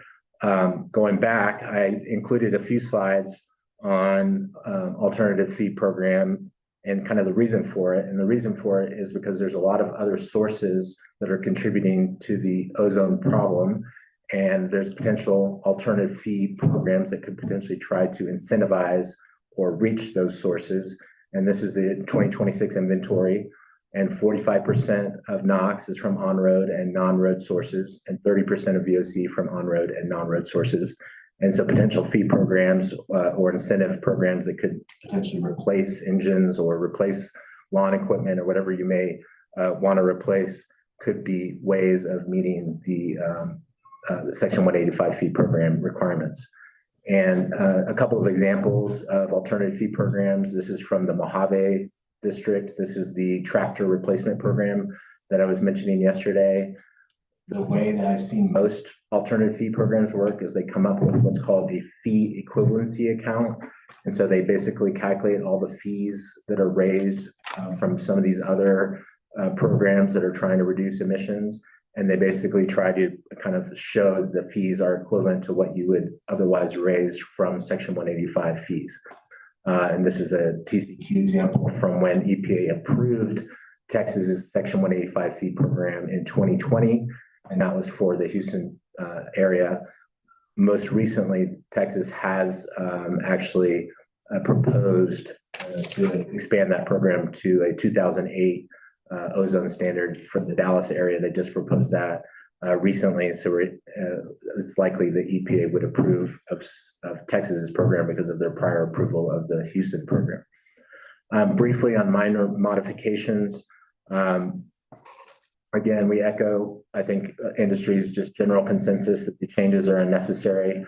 Here, the actual specific language from Reg 3 and why you would basically add the XA7 provision here, which refers back to the Part B construction permit process.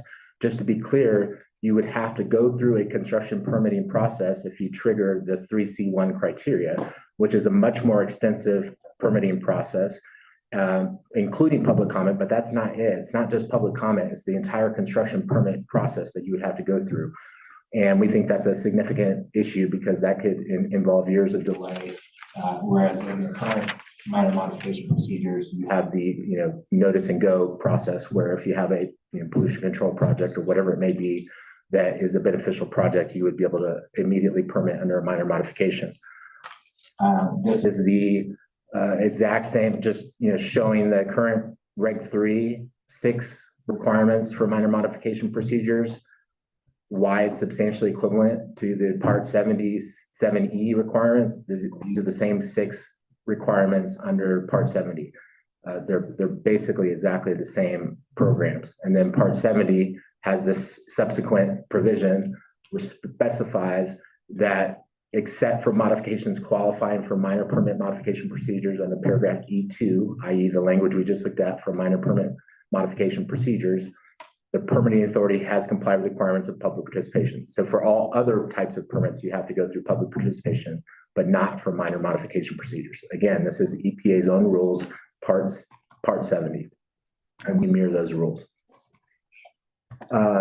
Alternatively, if you keep the Title V program change that the division has proposed, we would like a clarification that even if you go through the construction permitting process, you do not need to go through a significant Title V operating permit process with public comment, just to incorporate by reference the construction permit terms into your Title V permit. We think that's common sense, but the rules could be read otherwise.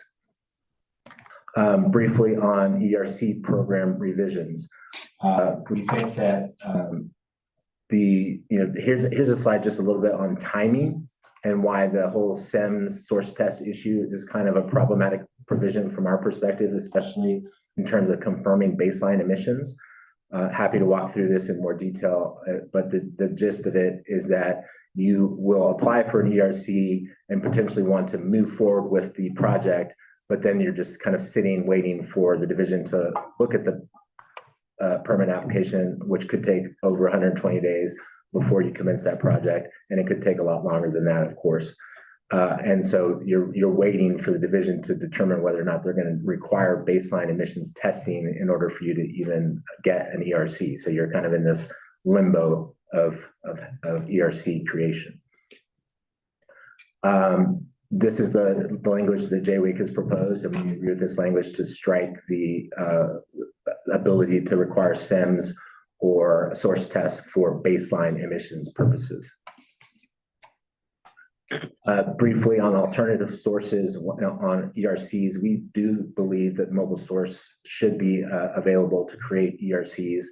The Maricopa County example we looked up, Judge Reeder, Commissioner Reeder, and the rule allowed, for example, 225 diesel trucks to be replaced with 225 CNG trucks.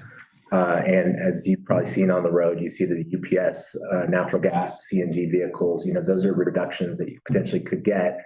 And, all of this is a little bit in terms of what is the purpose of an ERC? It's that extra little bit of credit to motivate someone to do something. And so tax credits for EVs, as an example, I went out shopping for EVs because of that extra little bit of tax credit that was available and expiring. Those are the kinds of things that I think we're looking at in terms of the ERC as an incentive to potentially achieve emission reductions. This is the red line that we propose on the mobile sources. And you'll see that on the V2B red line, we've left that alone because we have the agreement from the division on our compromise language from the SBAP, and why we think that this makes it clear that sources that are potentially out of compliance now can apply for ERCs if they're going to be beyond compliance in the future. A few other revisions that we are kind of proposing or recommending, this continues from our rebuttal testimony, is maybe a harder deadline on the division to potentially consider ERC applications and act on ERC applications. We also talked about the retroactive concept yesterday, and that is something that maybe the commission could alternatively explore directing the division to. On offsets, real briefly, we just encourage the ability for a facility to generate its own offsets without having to go through an ERC's program. I believe, Commissioner Milford, you asked about whether or not the language we had proposed addresses that own facility emission reductions. We propose the Part D language here that we think addresses that specific question. This is just another example of the specific language from Texas on the ability to use ERCs with RACT compliance. Mr. Romo, you're out of time. Okay. Oh, sorry, I didn't notice. Thank you. Any commissioner questions? Commissioner Milford. I've got a couple of questions. Starting with the alternative 185 fees suggestion. I appreciate your working with the division on that. Are there examples of other areas that are using indirect sources as a source of those fees? So for example, warehouses or data centers that are indirectly inducing emissions? Is that an option? It's a great question. I don't know for sure about warehouses or data centers. I know that, yeah, I don't know for sure. Sorry. That the list of programs that are included in the Mojave area and the South Coast area is pretty extensive. I think that fee equivalency account lists a bunch of the different programs here. I just don't know if for sure if any of those are kind of indirect sources. Okay, thank you. And then on the minor modifications, I guess. Actually, now that I think about it, I do believe the New Jersey, New York program it's called a clean energy program, and they impose a fee. I think they call it the societal benefit charge or something like that. Does apply to a bunch of different utility customers. And so that would be an example potentially of indirect source because warehouses and other utility customers would be. Thank you for that.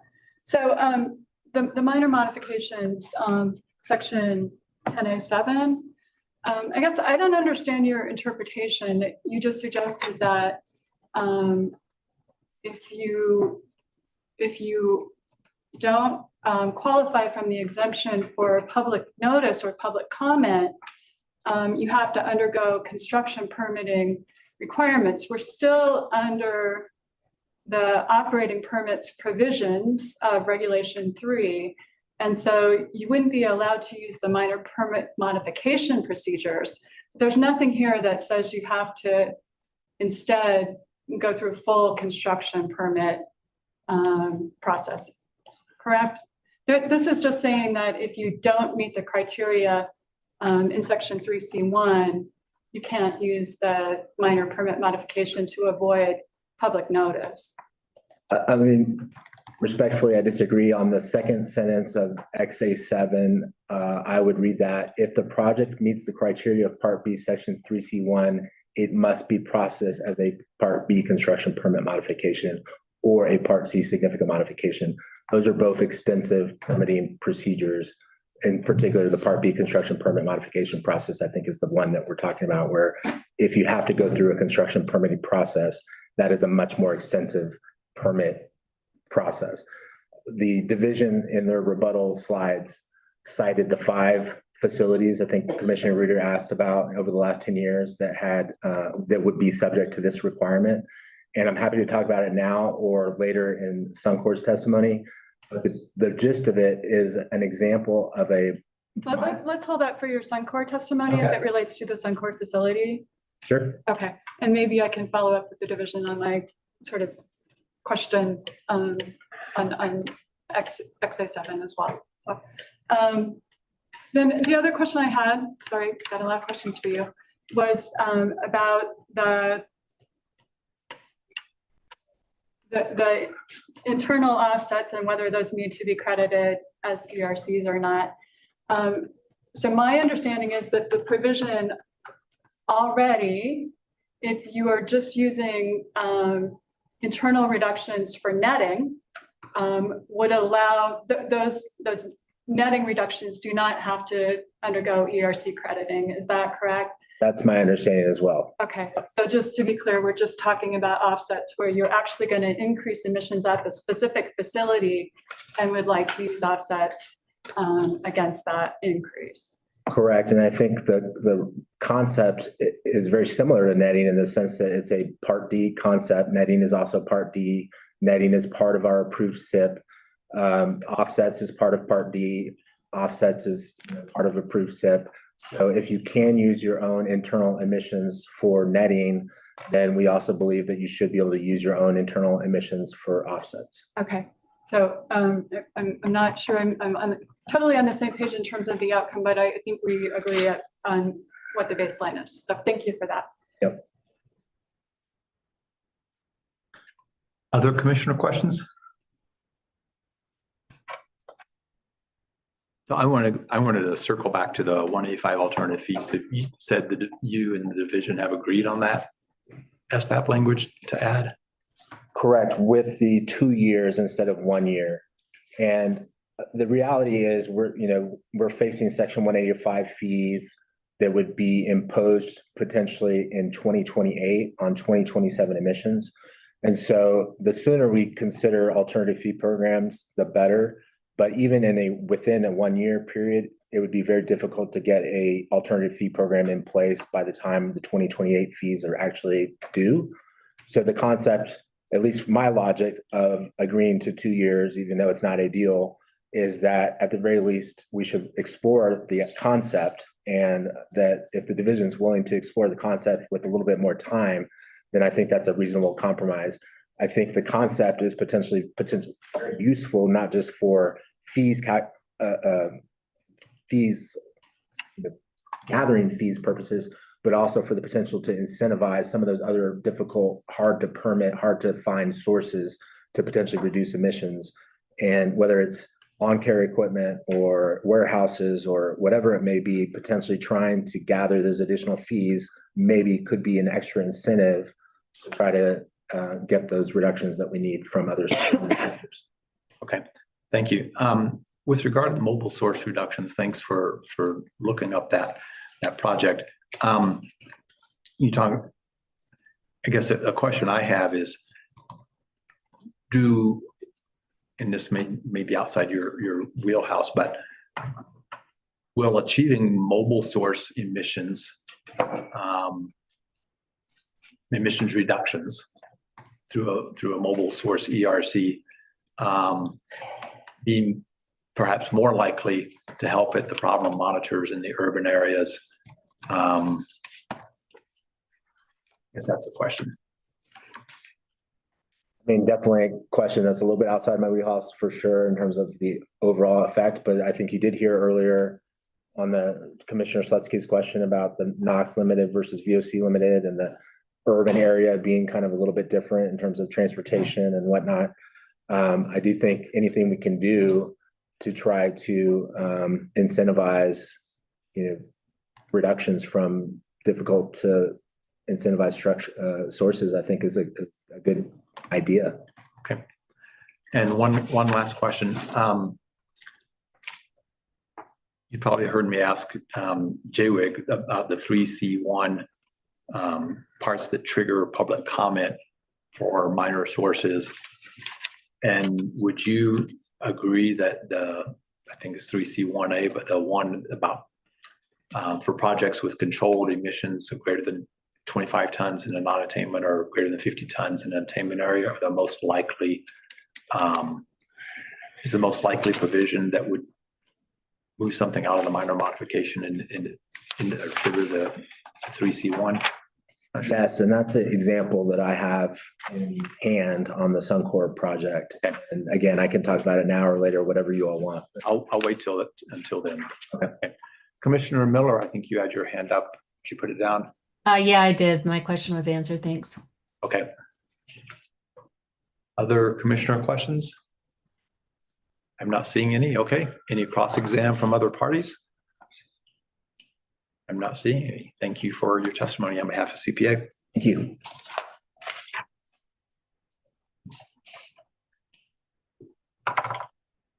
Next up is Oxy USA.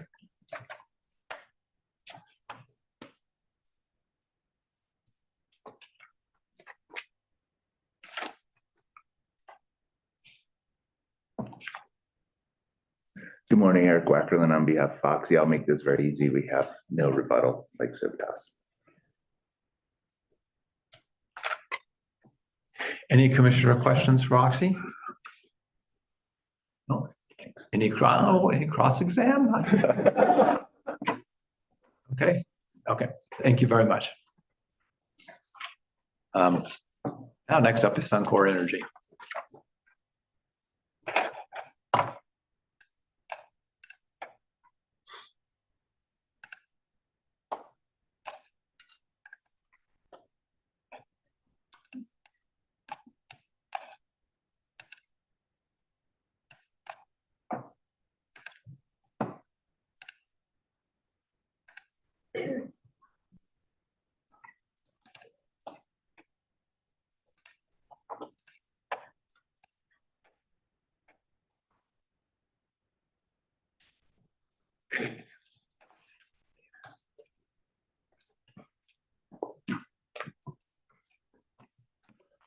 Morning again. Thanks for, these are the kind of highest priority items from Suncor's perspective, the Title V minor modification procedures. I will immediately jump into the example project that you'll see in the division's rebuttal slides. I don't know if you look at them ahead of time or not, but they cite the 5 permits that were potentially subject to the change in minor modification procedures. I was able to pull up the 2010 project that's referenced in the division's slides. The 2010 project was a emission factor change. So it was a paper change, paper reduction of NOx emissions of 103 tons per year annually. And it was a paper change and 167 tons per year in SO2 emissions. So reductions on both of those fronts. It increased paper increase of 67 tons per year in CO and 30 tons per year of VOC. So the increase of 30, which is above the 25 threshold, and 67, which is above the 50 ton per year for CO, is what would have triggered a construction permit modification procedure in this example. This is a really good example because it's just an emissions factor change. It's just a method, and different method of calculating emissions. And that's why it qualified for a minor modification in the first place. And so the idea that this change in emissions on paper would potentially trigger a multi-year construction permitting process means that the potential change in emissions would not occur. The actual calculation of emissions change would not be able to occur until after that lengthy construction permit process is complete. And that could be important, even though it's a paper change or paper reduction, it could be important from an emissions inventory perspective, a variety of other perspectives in terms of kind of showing progress on ozone. So that's an example. If folks have questions about that, I think it's a good example because of the reality of why it should have been a minor modification and why it could be problematic to make it go through a full construction permit process with public comment, et cetera.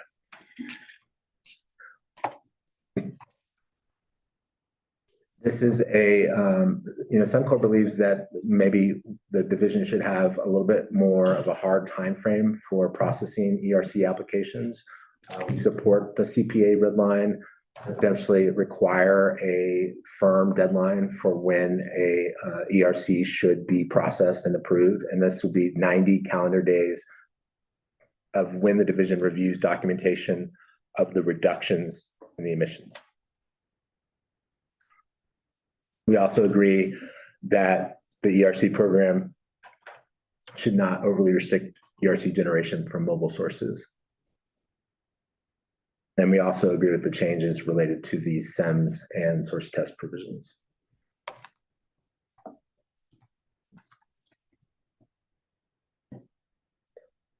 Last, we also agree with the ability to generate a source's ability to generate its own offsets. That's all I have. Okay. Great. Thank you for your testimony. Any commissioner questions? Commissioner Milford, do you want to follow up on your line of questioning previously? No, thank you. Okay. No, anything? Commissioner Rudolph, there we go.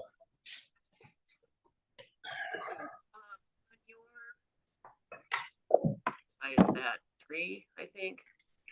This is on the minor Commissioner modification. Rudolph, Commissioner Rudolph, start over. We had the volume turned down apparently and couldn't hear the first part of your question. So Sorry. just, no, it wasn't your fault. I think it was on our end. So go ahead. Okay, so, well, sometimes it's on my end and I've been told to speak louder and get closer, which is amazing for me. But at any rate, on page 3, you're talking about any change to a minor modification would depart significantly from federal and other state programs.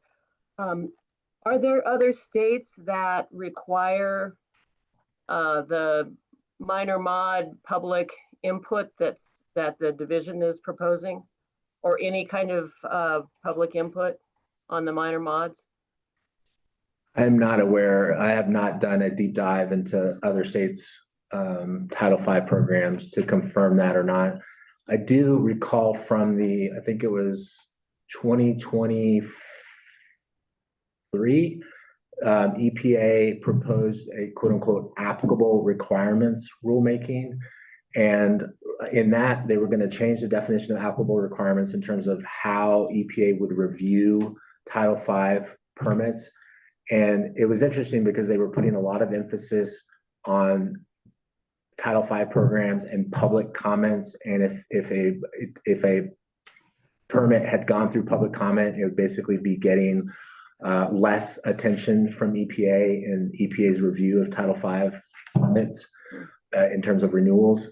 And CDPHE, I think, submitted very persuasive, very compelling comments about how our program, the Title V program, has been approved by EPA for a long time, and that this kind of unique requirement to have public comment doesn't really fit with the general gist of a minor permit program, and that many minor permit programs, in fact, most minor permit programs throughout the country, do not have public comment periods, including EPA's minor permit modification programs, for example, in Indian country or areas where EPA has minor permit authority. So I do think that's a good example, because I don't recall in that example, in that rule, seeing very many states flagged. Colorado was flagged in that rule as having kind of a little bit of a unique procedure, but no other state was flagged in that rule as kind of targeted. So for whatever reason, EPA had a little bit of a target on Colorado, and I think that was how we got to this informal resolution agreement. But I don't think a lot of other states do have this. But again, I haven't done the deep dive. Okay, thank you. That's all. Other commissioner questions? Yeah. Okay, go ahead, John. So just to continue with that, it does seem that a lot of the parties, Suncor included, are let's say afraid, but do not want to engage with the public on, at least on these small issues. And I wonder if there was a way to make this so that if some in the public stakeholders, if you will, and Suncor is really a target, I understand that. But if we were to say, okay, we're going to allow these minor mods without public comment, unless there is some request from the public, and I don't know how that would be, but to sort of have cake and eat it too. Is that something that you would be? Yeah, I mean, I guess first I would disagree that we're afraid of public comment, or that was a bad choice. Yeah, but I hear you. But I do think that the real reason industry has concerns with this is the delay aspect. The current minor modification procedures, which allow for streamlined procedures per EPA's requirements, allow the notice and go concept. You have an emission factor change, then you can submit your minor modification application and immediately implement that change. There are other changes similarly that qualify for minor modifications that might be minor emissions increases or emissions decreases for pollution control projects, et cetera. I think the issue, and we have thought about whether or not there's some better compromise here on the public comment. The problem is any of those public comment procedure processes jeopardize that notice and go, because if you insert public comment into the process, then it becomes a question of, okay, how much time do you get for the public comment? How does the response to comments go? How does that work? How does the division need to address comments? Does the source get the opportunity to address comments? Those are all parts of the normal permitting process where public comments are involved. So once you insert that public comment process into a otherwise streamlined procedure, it's no longer streamlined. And I think that's the bottom line, is that once you try to do those things, it just becomes a little bit of its own animal with its own kind of, Well, I get that, especially with your example, which maybe not happening very frequently. I do think emission factor changes happen decently frequently, and I do think minor modifications are frequent. Well, I'm talking about those minimum increases is what I was asking. So Suncor wouldn't even be in favor of a streamlined comment period, maybe just written comments. I'm not sure, but there's no, you have no wiggle room on that at all? I mean, I would be happy to take something back to my client. Unfortunately, at this late stage of the game, there's not really much I can agree to without their input. But I mean, conceptually, again, we did think about other alternatives. And I think all the other alternatives we could think of were basically just slowing down the streamlined aspect of this. Maybe it's worth not doing it here, but and thinking about other alternatives. But this alternative, from our perspective, is a very big, axe to a scalpel situation where you want the public comments, scalpel change, but instead you're going to go through a full construction permit process. And I don't think there's any doubt from that language, Commissioner Milford, that language requires you to go through a construction permit process, that you will have to go through that. It's not just public comment. Okay. Go ahead, Commissioner Milford. Thank you. Commissioner Slutsky's questions triggered me a little bit, with some in a good way. So, I mean, I think your example of an emissions factor change is a good one, where it seems like public notice is overkill and streamlined process is really appropriate. But you also just mentioned that the minor modification process does sometimes apply to situations with minor emissions increases. And I think the concern would be that those minor emissions increases could stack up over time to something that would be significant enough that it would warrant public notice and public input. So I guess in that vein, I kind of echo and would come back to you with is there an opportunity maybe in a future process to think about a refinement along those lines, where if there are emissions increases entailed that would be still below the trigger for major modification, that public notice would be appropriate. Yeah, I actually was talking with the client this morning, and we were brainstorming. There are projects, hypothetical projects, that would, for example, a new flare could be targeting VOC reductions, and you would increase NOx, and because of that combustion aspect. So you may have a significant decrease in one emission, and you may have a slight increase in a different emission. And so that's another example where you want to slow that project down because of this more extensive construction Part B process in those situations. I don't think so, because it's a net beneficial project. It's a good project that you want to have happen more quickly. And that's a non-paper reduction project. That's a real emissions reduction project. On the public comment opportunities in a future process question, I think this relates maybe also to a question that I believe maybe Commissioner Sewell asked earlier, and to Dave, and I don't think he had the answer. On this example from Suncor, the 2010 minor modification project, that was part of the Plant 2 Title V renewal that happened in, I believe, 2021.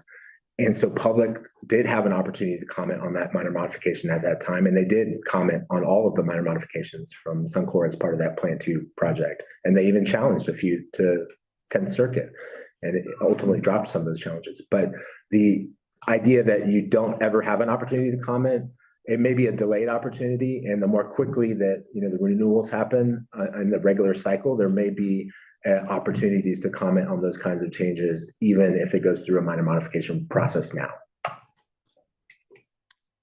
Well, so just to follow up, my recollection, and I wasn't at all closely involved, was that part of the concern with the Title V revision was in fact the delay.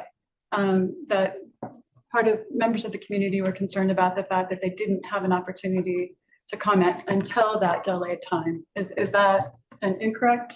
I think that's fair. I think it had taken much longer to process that permit than it should have taken. I think it's required, I think, every 5 years renewals in Title V, and it had taken over 10 years to process that permit. Thank you.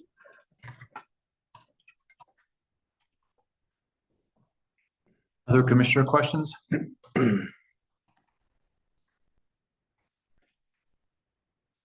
Okay, I'm trying to think if I want to ask one.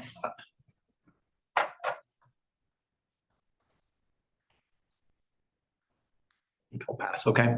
Any cross-exam from other parties? I'm not hearing or seeing any. Thank you for your testimony. Thank you.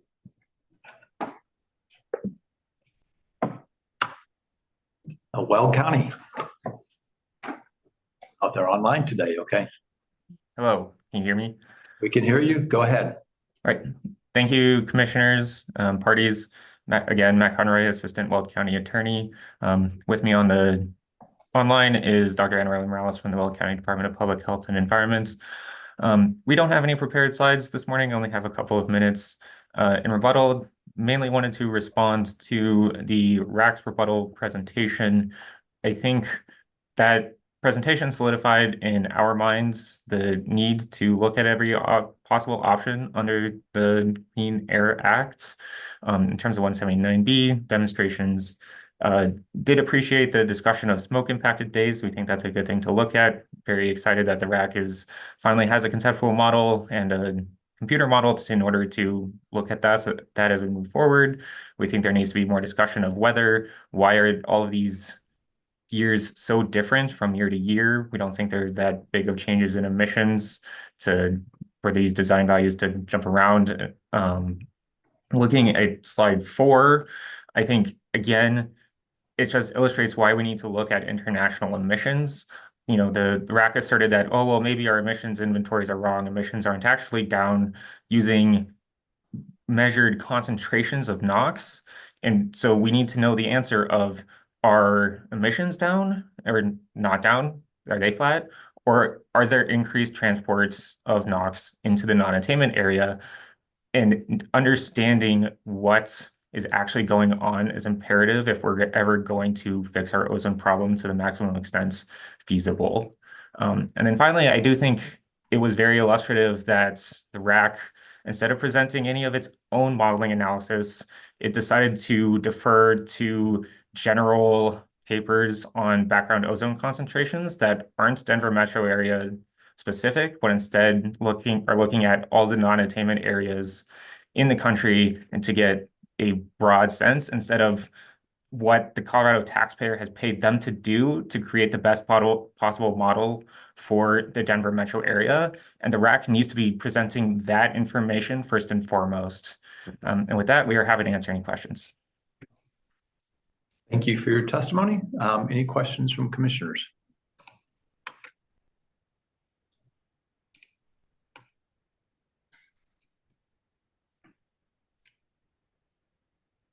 I'm not seeing any or hearing any. Okay.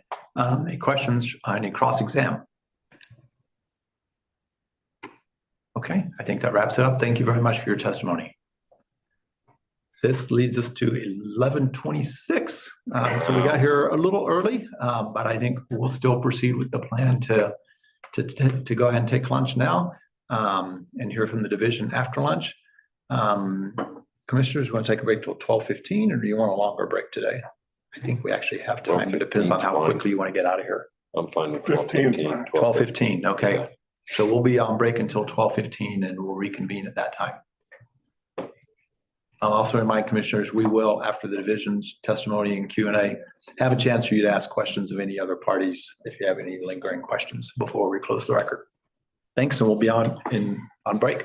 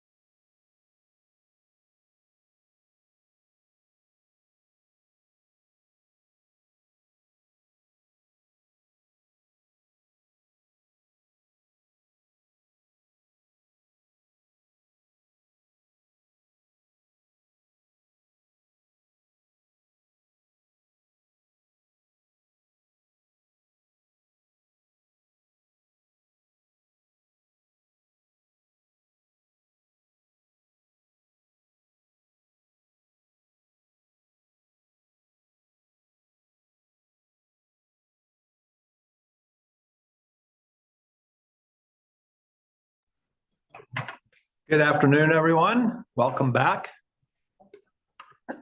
12:16, and we will go back to our rebuttal testimony and get ready to conclude that. Last, but certainly not least on the list is the division. Ms. Furco and Ms. Martland are here, so I'd say go ahead when you're ready.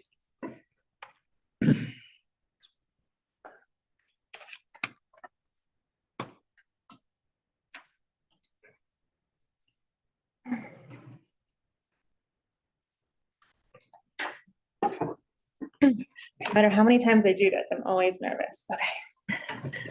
Deep breath, deep breath. All right. Well, good afternoon, commissioners. Pull the mic closer, please. Good afternoon, commissioners. As noted, my name is Jessica Furco. I'm the Planning and Policy Program Manager for the Air Pollution Control Division. And I'm joined by my colleague, Leah Martland, and we will be presenting the division's rebuttal presentation.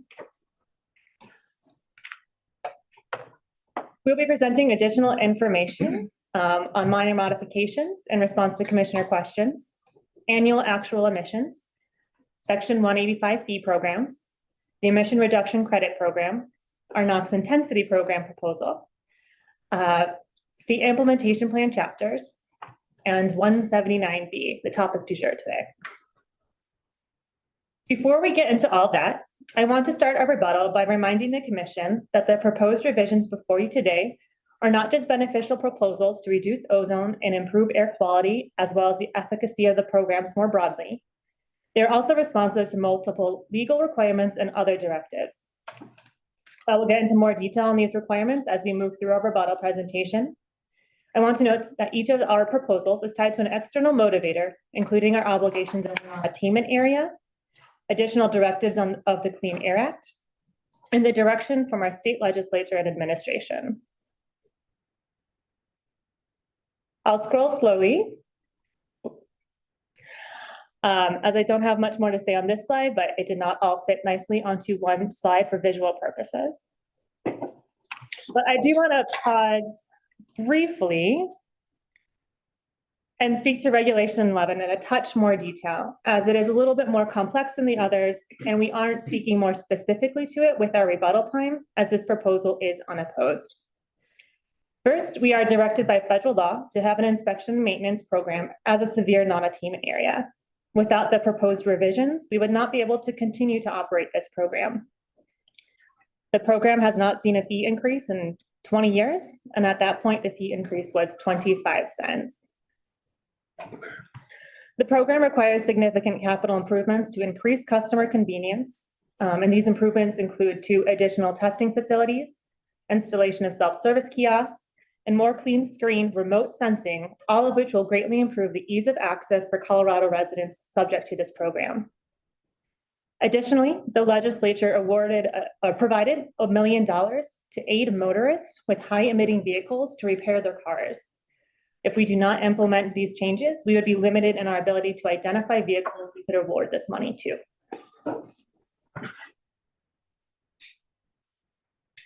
I'll now hand it over to Leah. Thank you.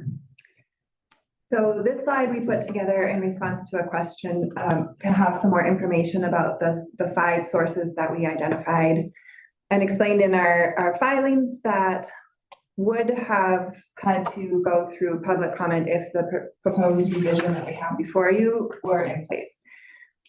All of these sources increased emissions. You heard about the Suncor one from Carlos in his presentation. And while we certainly recognize that he emphasized that it was a paper increase, it was still an increase. And so looking at the Part B public comment provisions, public comment requirements, all 5 of these sources, if they were to go through a permitting process now, would be subject to public comment anyway, because of that 25-ton threshold, with the threshold having dropped in the severe non-attainment area, because that's where these are all located. But all of these sources did have increases to their emissions, including the paper increase that Suncor talked about, as they went through their modification processes. We do want to also mention other states, and we have another states question mark because we have not done the research to look and see what other states have in relation to what we agreed to propose with EPA in the informal resolution agreement. I will note that I would expect that states would have Part 70 and Part 51, which are the operating permit program and the major source stationary source permitting programs that are very similar to ours because they are based on the federal requirements. The variability among states is their minor source permitting program. EPA's implementing regulations just say you have to have one, and we have very low thresholds. So we do differ from other states in that sense. But we are not aware that EPA has taken a similar analysis of states' permitting programs like they did with ours. So that's about all we have to share in relation to what other states are doing.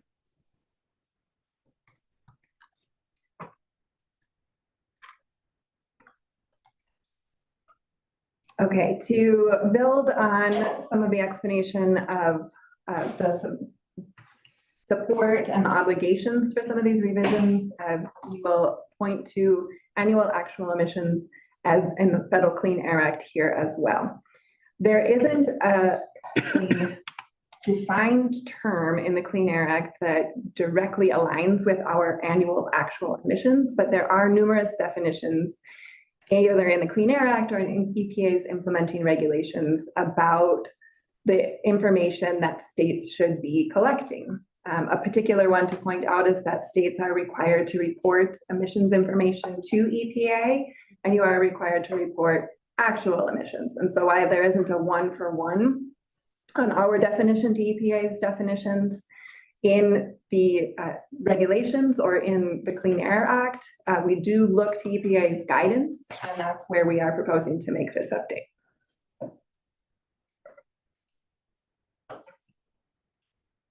One other question that we wanted to follow up on, and sometimes when you're asked such a simple question and you're like, no, I'm questioning myself and responding to it, is Commissioner Reeder's question about whether malfunction emissions, if they were reported, would potentially put a source out of compliance with their permit limits.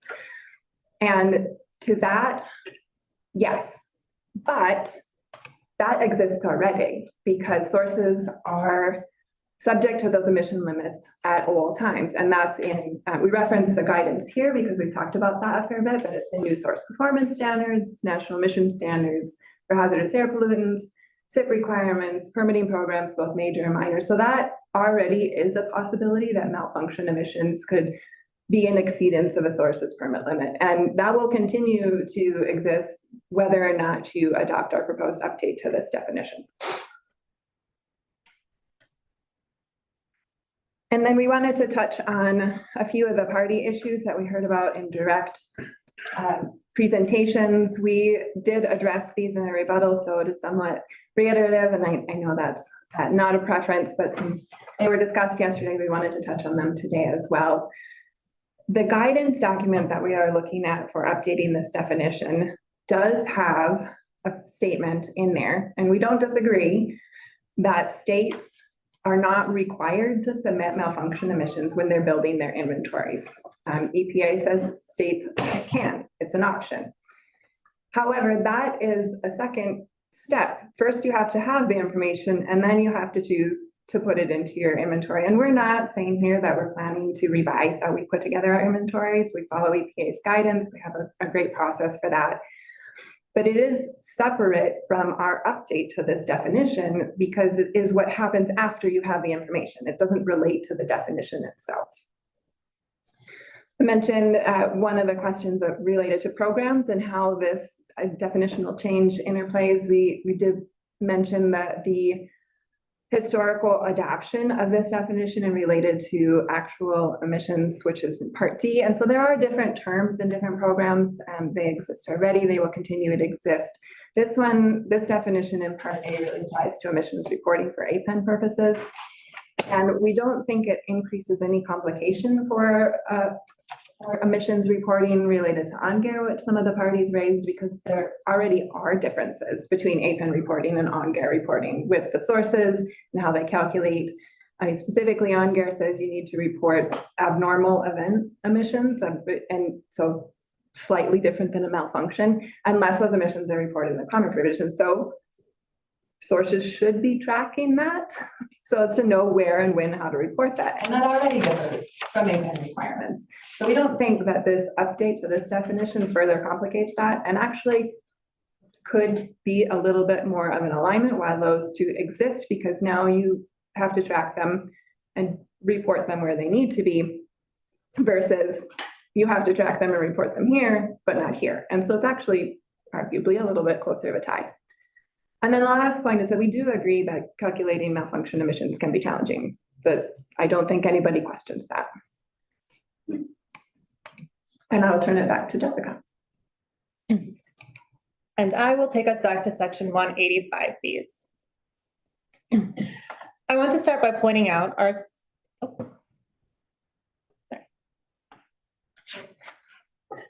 I want to start by pointing out our specific obligations as a severe non-attainment area are defined both in the Clean Air Act and in EPA's final rule reclassifying us to severe non-attainment and establishing specific deadlines for our various state implementation plan elements. When considering the section 185 fees, July 2027 isn't an important day solely because it's our attainment date. Rather, it's important as it is the date that EPA has stated as the deadline by which approved programs need to be in place, as noted in their final rule and quoted in the text on this slide. Additionally, the Clean Air Act calls out that fees need to be collected in the year following the attainment date, not the year after which EPA finds that we failed to attain, and not 1 year after a program is approved, but the year after the attainment date, which in this case would be July 2028.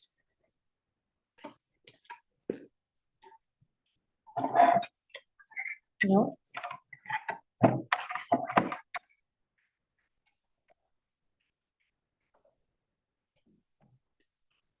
Checking that this is better. Yeah. Much better. All right. Now, perhaps this is a situation where reasonable minds may differ, and my repeatedly observed lack of optimism is in the driver's seat, steering mine to the most conservative interpretation. But I read this as setting a clear obligation to have a program approved prior to July 2027 that can begin collecting fees in 2028. So while the state does have 18 months to cure disapprovals prior to sanctions kicking in, we don't see this as additional 18 months as providing any additional runway for resolving this situation, as any solution that becomes effective after July of 2027 simply cannot provide a pathway to having an approved program in place prior to July 27 due to the laws of time and nature. And as a practical matter, we have learned through our engagement in other fee rulemakings that it's necessary to provide fee payers with certainty as to what they're expected to pay in such a time that they can incorporate such additional expenses into their budgets. And given that the obligation is for fees to be paid in 2028, delayed certainty as to what the program would be and as to the nature and scope of the fee program would put fee payers in a difficult position. And I recognize what we are taking is the conservative approach, but it is not an unfounded or unreasonable level of conservatism, particularly given that the ultimate decision on what is or is not approvable on this matter does not lie with our colleagues at EPA Region 8, who understand Colorado's unique procedural obligation, but rather with the national EPA who are considering this problem more broadly, and with whom we are currently engaged in multiple complex conversations and have demonstrated a certain amount of unpredictability in decision-making in the past few years. And if you're the sporting type and are willing to play it a bit fast and loose with these obligations, I appreciate that the JWIC's proposed wait and see proposal holds a certain amount of appeal. I would, however, note again with my blasted pessimism that the scenario they presented in which everything worked out in the end, even if we got disimproved, considered one unique scenario that might work if EPA opted to make a very specific set of decisions that they laid out. Specifically, a scenario in which EPA chooses a pathway of just disapproving one part of our proposed program and did not determine that any additional corrective action would be needed. This is not a situation we have found ourselves in or seen any other state in, with previous ozone state implementation plans disapproval. Admittedly, I have not read every single ozone state implementation plan disapproval, but it has not come to our awareness that this is a path forward. That they also stated that if EPA determined that corrective action is needed, that it wouldn't be an issue as we could simply avail ourselves of some procedurally unique actions, such as seeking an interim final determination. And while an interim final determination could stay a sanctions clock, it doesn't solve the procedural and practical timing concerns. I would also note that when we took the interim final determination path to stop the sanction clocks regarding our contingency measure disapprovals, that involved hundreds of hours of staff time over the course of a year with an EPA that was willing and able to work with us. It is not a quick and simple fix, and necessitates EPA being in a position where they are capable of working with Colorado separately from other national issues. So all that to say, there are multiple ways that this situation could play out, none more or less likely than others. And what we are proposing, though, is the one path that we understand provides certainty and protects the interest of the state. All that being said, and while we would continue to recommend the approach that we have presented to you, if the commission wants to avail themselves of a poison pill type option, we would recommend an amended version of the JWIC's proposed language on the slide before you.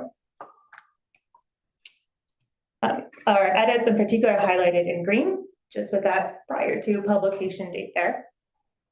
Our chief concern that is as written, this language would require us to turn around a withdrawal on the same day as publication of the final disapproval. As a practical matter, Ms. Jenny Ray is the only one with a ability to submit such a withdrawal to EPA through the CDX system, and we cannot have her perpetually not on PTO until we get action taken. And as a procedural matter, that does not really avail us of any time for a meaningful engagement with EPA. And because I cannot help but make this matter increasingly more complicated, I would say my heart's truest desire, if we were to go this direction, would be to tie the direction to us to withdraw anything to the proposed disapproval. That language would sound something like, if the United States Environmental Protection Agency proposes disapproval of the incorporation of this section VIE5 into Colorado State Implementation Plan, the division is directed to withdraw from the EPA's consideration, section VIE5, prior to publication date of EPA's final disapproval. We noted that there was some interest from the commissioners in alternative fee programs, and we have done some preliminary research. However, we recognize that the consideration of such a fee program is not an active decision before you, so we won't belabor the point unless you all want to ask additional questions. I'll now hand it back to Ms. Norland. Thank you. So the emission reduction credit, or the ERC credit program, start with a little more explanatory information before we touch on some of the issues raised with parties. These programs are authorized by the Clean Air Act for states that want to implement offset requirements. Offset requirements are in our Part D because they relate to EPA's Part 51 for prevention of significant deterioration programs. But to be able to implement those, you would have to build this ERC program. And states have the general authority, and then EPA has a number of guidance that they have published and revised over time to help states to develop those. The purpose of the ERC program, as I said, is to help implement the offset program. If a source wanted to use their emission reductions for evaluating their total facility emissions under permitting elements and aspects, they certainly can. They would follow those provisions instead of these provisions.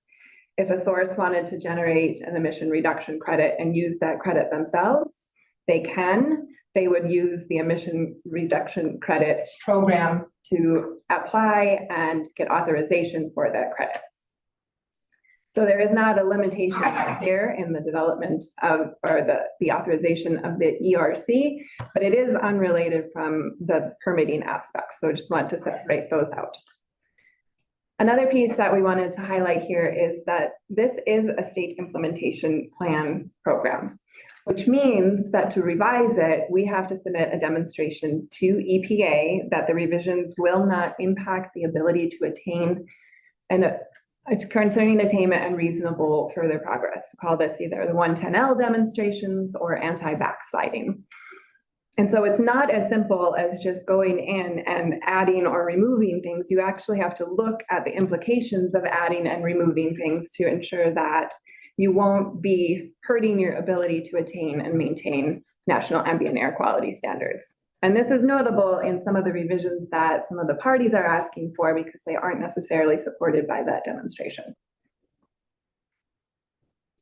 We do say that, did you want to note that parties generally appear to be supportive of updating the program? I think there's a lot of interest in using this, and so we appreciate everyone's engagement on that. And we think there are a few items to talk about related to it, but for the most part, it seems that there's some across the board support for having a better program for implementation. We included a slide about retroactivity, one, because we heard you might ask us a question about it. And two, this was the first time we've heard this raised, that, skimming through filings and refreshing on party discussions. This wasn't brought up until just recently. So we haven't had time to discuss this with EPA. Our current section, which we have maintained, exists now. And so changing it again would have some of those potential backsliding concerns. And so we haven't looked at it in that sense, and we haven't discussed it with EPA. And we also have concerns about the timing related to the inclusion or not of the base year inventories. That question was asked yesterday as to how this program relates to the inventories, and having those emission reductions being representative of current operations, and ensuring the surplus condition. And so just some things that immediately jumped to mind, because again, we hadn't really had this raised for discussion until yesterday. Concerning the mobile source provisions, we are proposing to improve our program by removing an unimplementable program. There was a question or a response on what does this mean? And the answer was, we don't know. And honestly, we don't know either. So we are increasing the stringency of our program, or proposing to at this time, because this program for getting credits for mobile sources doesn't exist in the structure of this regulation. And then JARIG's state-only proposal about our proposed revisions for excluding mobile sources from this program at this time doesn't retain the additional authority or flexibility that they seem to think, because it also increases the stringency because it's taking it out of the SIP. So now it's just not addressed at all. And similarly, we're not sure the impacts of that for anti-backsliding or 110L purposes, but also it doesn't set us up in a better place to come back later if there's interest in developing this program, in which case we're going to have to work with EPA to do so anyway. So it doesn't seem to provide any benefit to making that state only versus having it in the SIP, because if the next step is to develop this program, we're going to have to come back and work with EPA and stakeholders and you all to bring it back holistically, or as we have proposed, to bring it back and build it into the structure. Okay, this was mentioned already, so won't dwell on it. We did work through with parties and we appreciate their engagement to address some concerns about units potentially out of compliance. So this would be the same language as you've seen before.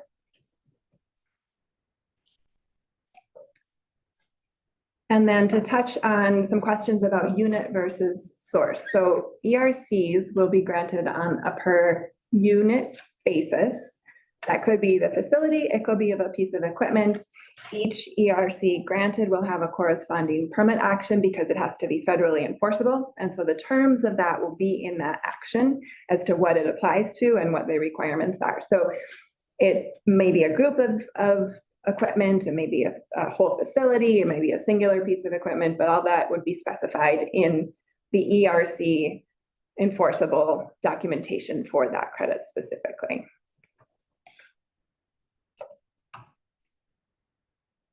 And then for plugged and abandoned wells, shutdown facilities. Our main point in all of this discussion is, and I think based on some of the questions, everyone may, well, maybe not the parties, may be understanding that this is complicated and best suited on a case-by-case basis. We do not include in the regulation or exclude in the regulation anything about this type of facility. A source wanting to apply for credits for this type of action or this type of facility will submit the application materials and we will review it against the criteria. Permanent, quantifiable, surplus, and enforceable, just like any other application. And while there are unique aspects to evaluating this type of facility for purposes of an emission reduction credit, it does not answer all of the questions to include the industry suggested language about these types of P&A facilities specifically, because there are more questions to be answered, which are best done through that application and review process. We did hear concerns from discussions with parties about the previous division position on granting credits for a plugged and abandoned well, which the guidance a number of years ago was built to help implement the program that has continued to have challenges, which is why we're proposing this fairly large update to a non-attainment area new source review program. And so we did strike the shift in demand language following those discussions. And that is related to an older 1986 document, guidance document that you've heard a fair bit about, but that has been superseded. And so while taking that language out aligns with current guidance, it again puts it back to these should be case-by-case determinations. Well, one quick clarification that minor sources don't need emission reduction credits. The offsets are for major sources. And so just wanted to make that point. Thank you. And Dr. Jeff. Thank you, Leah. Before we get into a discussion of our NOx intensity program, I want to take a moment to address comments raised by the RAC in the rebuttal presentation this morning on monitoring data and not tracking NOx reductions. The division's monitoring program has data that lead to a different conclusion that the RAC presented to you. Particularly, they show that NOx emissions are going down across the non-attainment area. We would be happy to come back and brief the commission on this in more detail. However, if commissioners are interested in seeing these data, before we have an opportunity to come back, we would point to page 53 of our 2023 monitoring report and page 76 of our 2024 monitoring report. And we are not trying to publicly fight our partners at the RAC, but we do feel it's critical for the commission to understand the complexity of this matter. We also want to state explicitly that our conclusions that our NOx reduction programs, including our NOx intensity programs, that they are effective at driving down emissions, are data-driven conclusions supported both by inventory data and monitoring data. Now, I will return to our regularly scheduled program on the NOx intensity program and the associated directives. The development of our NOx intensity program are responsive to a March 2023 directive from Governor Polis to the Commission to adopt rules that achieve a 50% reduction in NOx emissions from upstream oil and gas by 2030. Senate Bill 19-181 that directs the Commission to adopt rules to minimize emissions of methane and other hydrocarbons, volatile organic compounds, and oxides of nitrogen from oil and natural gas exploration and production facilities. The requirements of House Bill 23-1294, which direct the Energy and Carbon Management Commission to adopt and implement their cumulative impact rules. And as adopted, those rules do rely on our intensity program for the continued implementation of those rules. They are also responsive to the directives of Senate Bill 24-229 that better codified the March 2023 directive from Governor Polis. Additionally, this proposal was informed by the NOx Steering Committee, which was our working group that was comprised of representatives from industries, including 3 large operators and 1 small operator. The division, environmental, non-governmental organizations, including the Southwest Energy Efficiency Project and the Environmental Defense Fund, utility partners, the Colorado Energy Office, the Energy and Carbon Management Commission, as well as representatives from Adams County, Weld County, and Denver County. So this was a very diverse group of experts who came to the unanimous position that the NOx intensity program should move forward.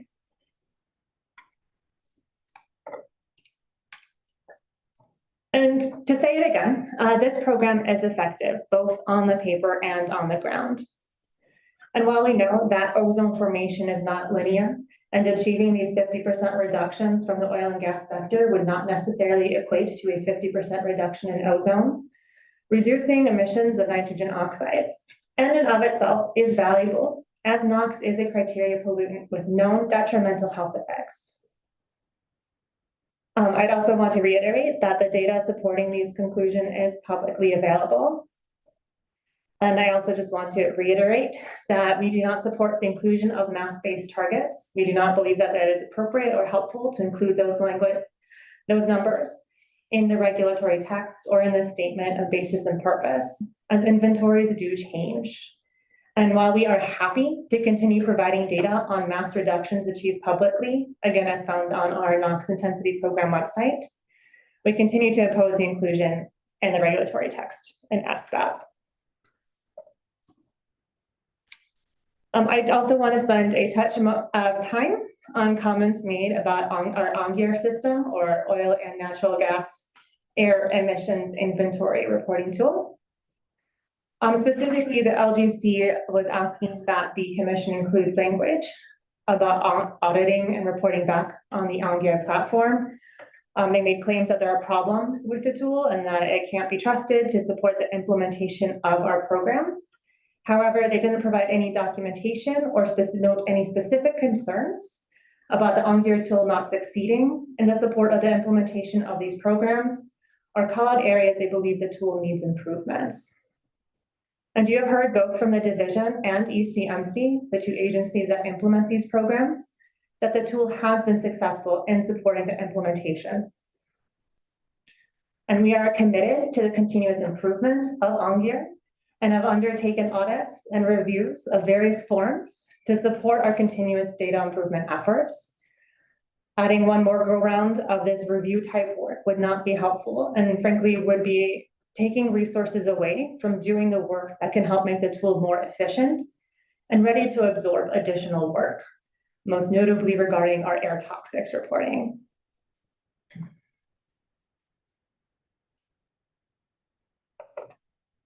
Switching gears, I do want to respond to Weld County's ask to come back with the state implementation chapters that were not included with our proposal. I want to specifically note that the information they requested is all publicly available through the Regional Air Quality Council's process. The reasonably available control measures was presented to the RAC board in February and has remained publicly available on their website ever since. The modeling data that has also been presented to the RAC board, as well as their control strategy committee, and through various modeling forums that were focused specifically on getting into the details of the modeling results and various analyses associated with that. The modeling data first became available this past spring, with additional information being added and continuing to be presented over the past months. And while they are correct that we did not specifically package up all the modeling data into one SIP type chapter, the critical information that is necessary to understand these modeling data and have robust and informed conversation has been available. On the topic of SIP chapters, I wanted to also speak to the comments regarding the leftover SIP rule. In January of 2025, EPA finalized the ozone reclassification requirements rule. This rule removes certain requirements as they relate to prior classification. Therefore, they are left over as they are requirements applicable to the former classification after reclassification.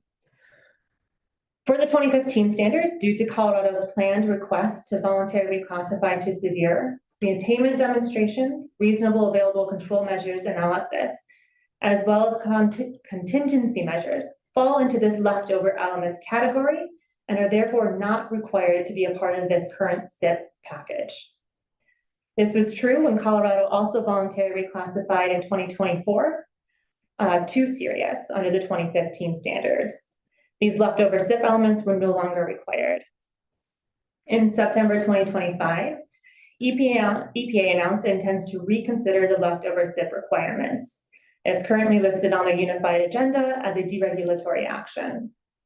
Although the current EPA has again indicated its plans to reconsider the part of the rule addressing leftover requirements, EPA has not provided an exact timeline under which it will do so, and our ongoing conversations with EPA about our intent to seek voluntary reclassification to understand what our obligations are have in no way provided any indication that we would be required to develop these chapters. And finally, regarding 179B, I would like to gently remind all the commissioners that you are not being asked to make a decision on whether or not the state should pursue 179B. And to repeat myself, the division does not have enough information to have an informed opinion on the utility of 179B at this time. And I would also like to explicitly state that even if 179B were the path forward we were presenting to you today, that would not absolve us of our obligation to continue to take meaningful action to improve air quality in our state. We would still be asking you to take action to improve reasonable.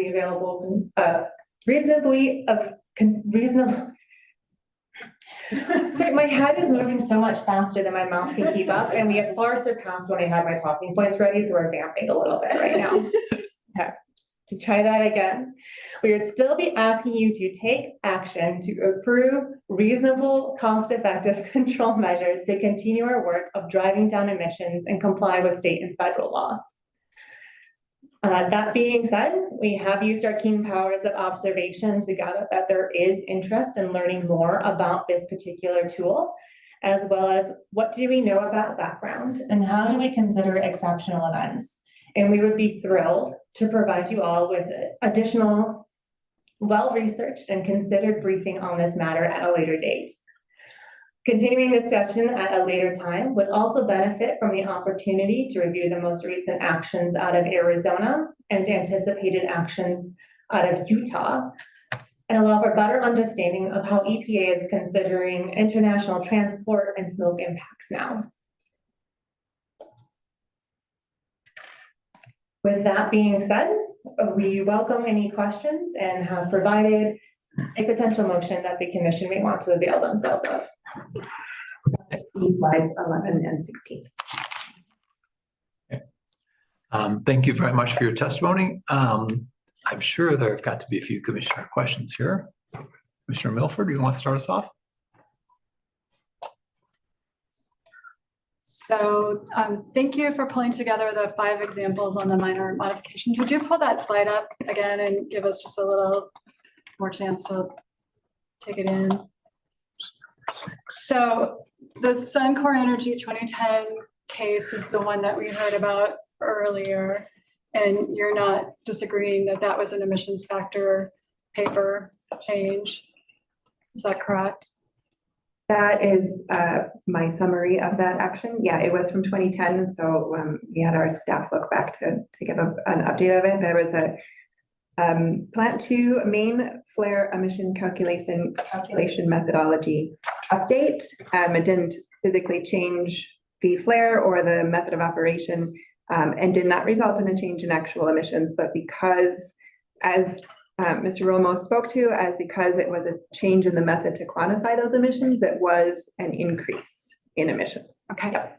And then for the remaining four, I think I understood you to say that there were actual emissions increases associated with those actions.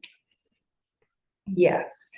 So for the second one, the blue spruce, it was a change of an additional almost 40 tons per year NOx in the non-attainment area. As the revision to the emission limits how the units were going to operate, so as to provide this backup power.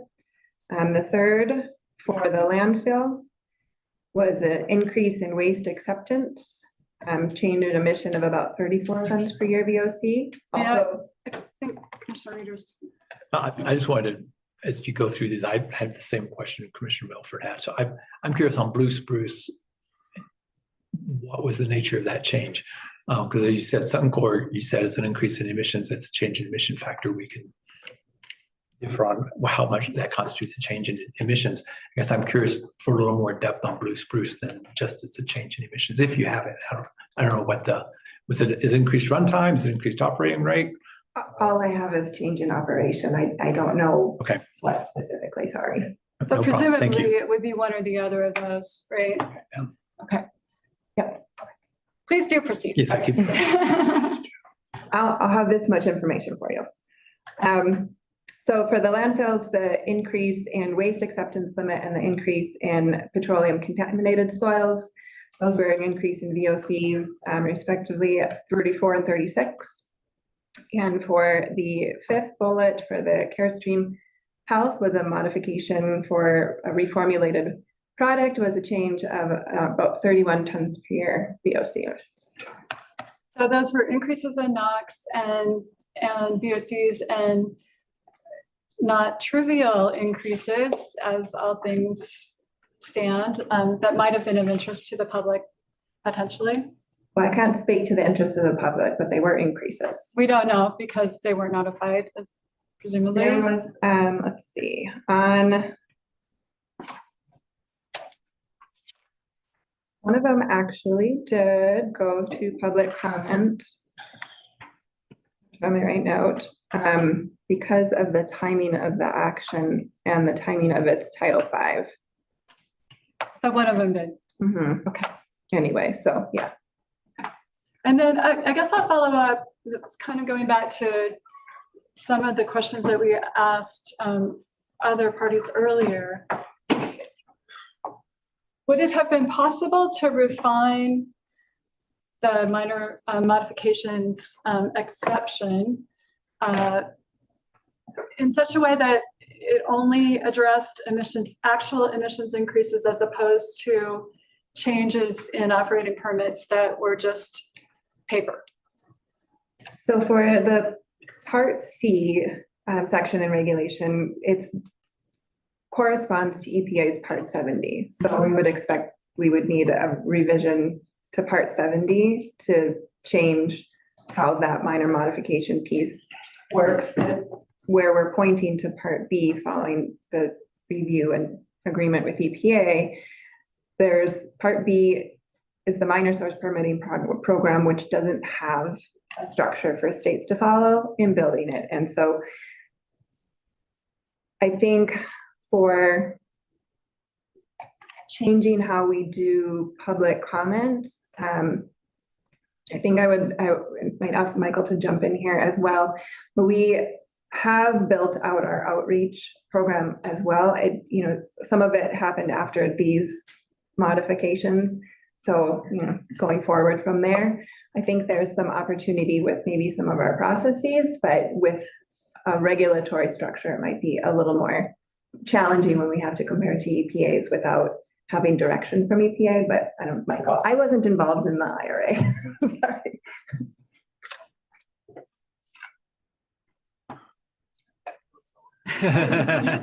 No, I want you to talk. Please do talk.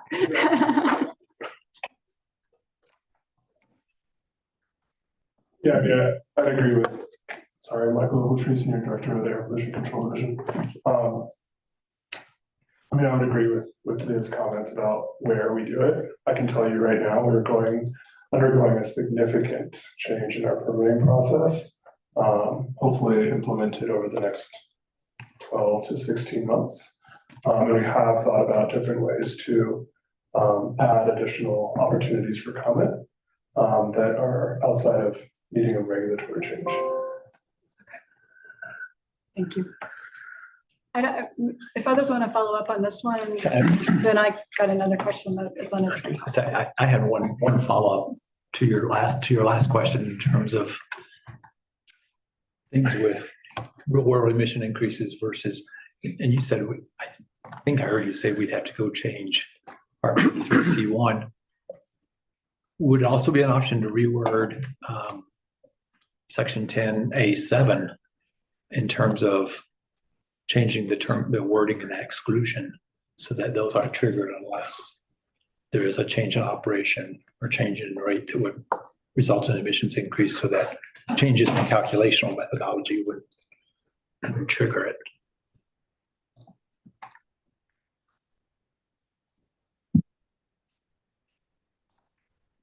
Asking me to draft rule language on the fly. I'm not asking you to draft language. I'm asking you to respond to a concept. That's how I think how things work, is by playing with the words.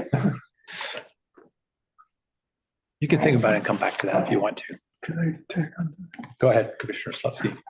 I guess this is for Michael. I guess we're allowed to ask you questions. Sitting at the table.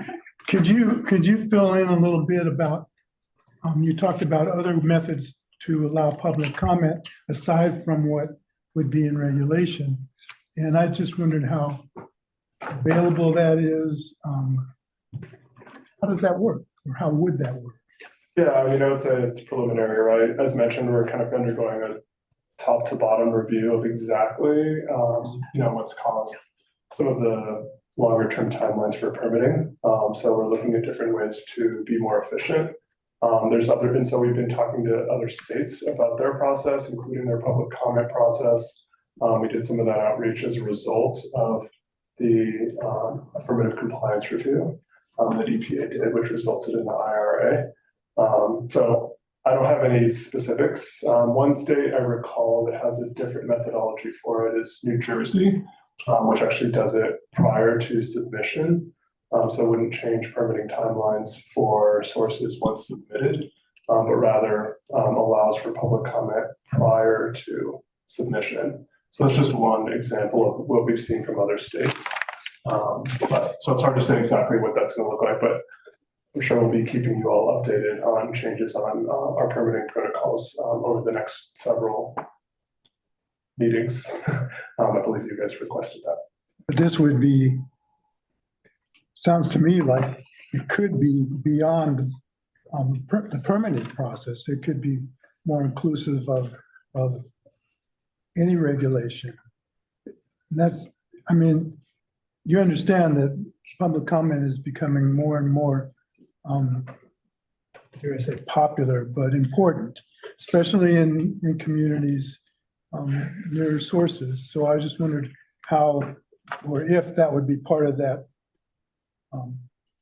process, if you will. If there'd be an on-ramp for the community to beyond our public comment.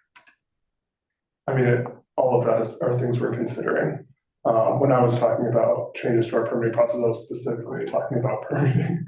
I think we all have interest in hearing from the public and providing those opportunities as much as we can.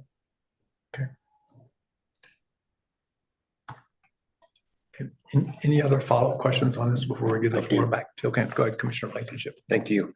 I've read that our current regs complies with the Clean Air Act, but there's a belief that EPA may assert and find otherwise. Is that correct? Oh, I'm sorry, I was trying to answer that question. Could you please repeat that? I got it. Okay. As stated in the informal resolution agreement, EPA agrees that our program is compliant. This is being proposed as a potential improvement, not a necessity for ensuring that we have a compliant program. Do you want to take a shower now or in 10 minutes? Go ahead. So so it's being proposed as a potential improvement. It's not a requirement. Is that correct? Correct. Our in agreement with the informal resolution agreement, the obligation is for the division to propose. And as also stated in the informal resolution agreement, our program is compliant as it stands. So if we were to not include this addition, what would be the potential consequences of that? I would say the potential consequences of that are limiting opportunities for potential public engagement on permitting actions that may be of interest to the public. And how does that, I mean, if you were weighing between the two, the benefits, because I think what we've heard is the concern is for the expedited or processing of the permits. Do you see that there would be, or do you feel that there would be a compromising of being able to process those permits in a timely manner? I would, Michael has faster opinions than I. Adding public comment will increase timelines, right? There's not really a way around that. We could come up with ways to streamline public comment. One of the ways we've done that with some of these larger Title V permits are through an MOU with EPA around concurrent review, where we put it out to public comment and give it to EPA for their review. So there are ways that we can have been creative with regard to public comment in other areas. I think we can continue to find ways to be creative as to how to provide the opportunity for public comment while keeping in mind permitting timelines. It sounds like, at least from what I'm hearing, is that we've had these type of, or 5 of these applications in a 10-year period, and there were other regulations that pushed them into a situation where they had to have public comment. I'm not discounting public comment in any way, shape, or form, but is there a threshold, and maybe this minor modification is that threshold in which the implications to the public is so potentially minor that is there really value to that input in that process, or for those projects that are below that what I call minor threshold?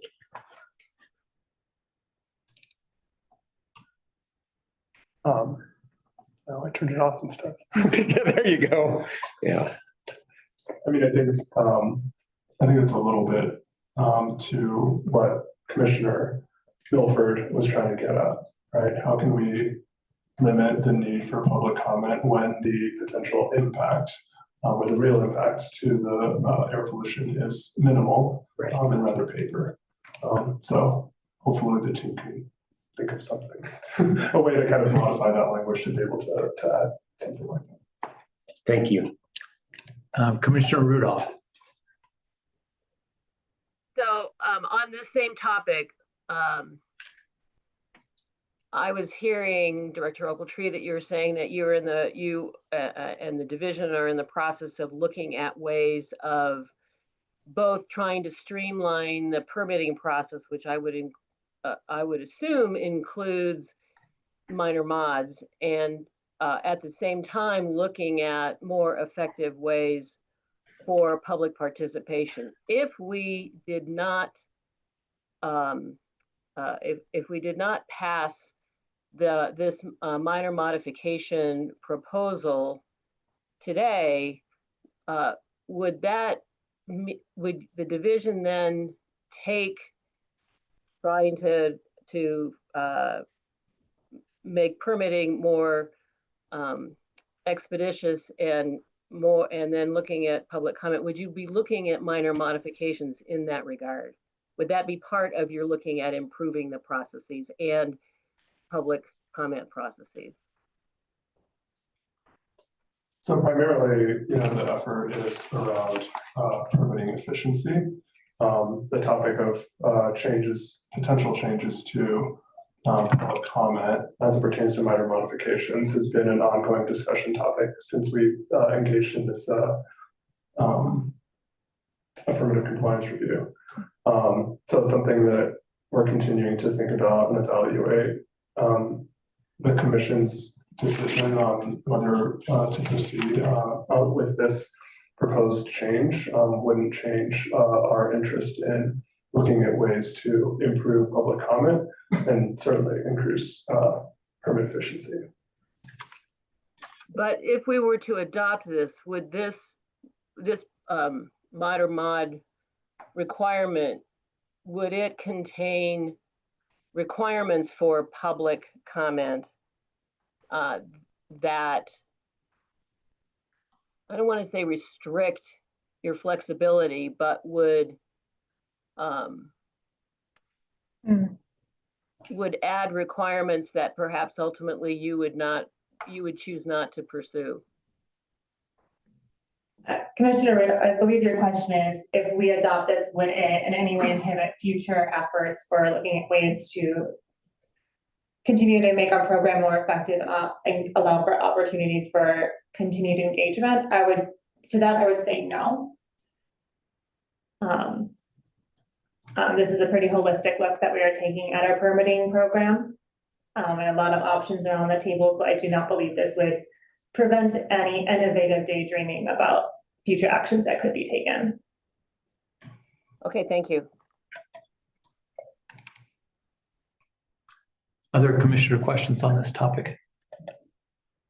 Just to follow up on your thought on tweaking the language, I would hesitate to revise the Part B section, one, because it's in the SIP, and also because then that could have a ripple effect larger. But if you were wanting to limit or expand or address a particular type of modification, I think you could consider doing that in our proposed XA7, where we point to if a project meets the criteria of Part B, and then you like accept or plus these things. That's what I was thinking. Okay, perfect. Thank you for that confirmation.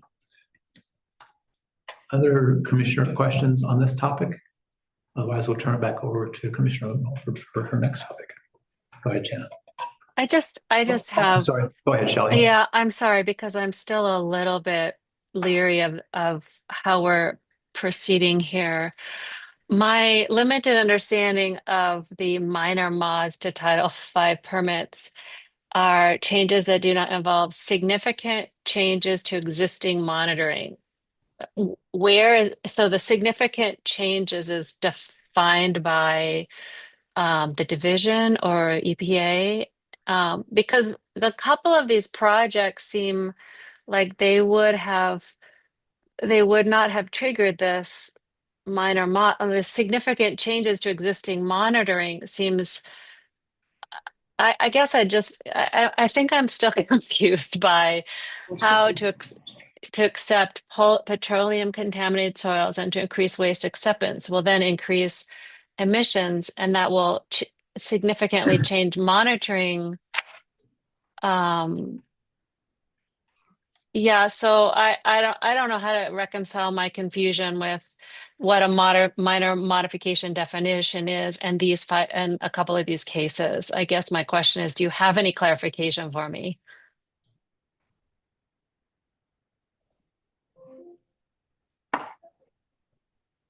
So ask her to repeat the question.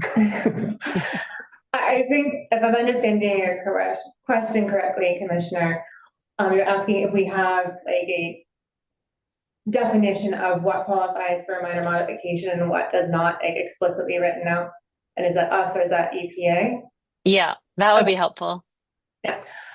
So our directives regarding regulation, regarding minor modifications, as they stand, are included in our regulation number 3, as well as supplemented by permitting guidance. I don't have those exact definitions before me right now. Okay. Can I ask a follow-up question? Is there a monitoring trigger related to that? Or is it simply the 6 items sort of described under your minor modification rule?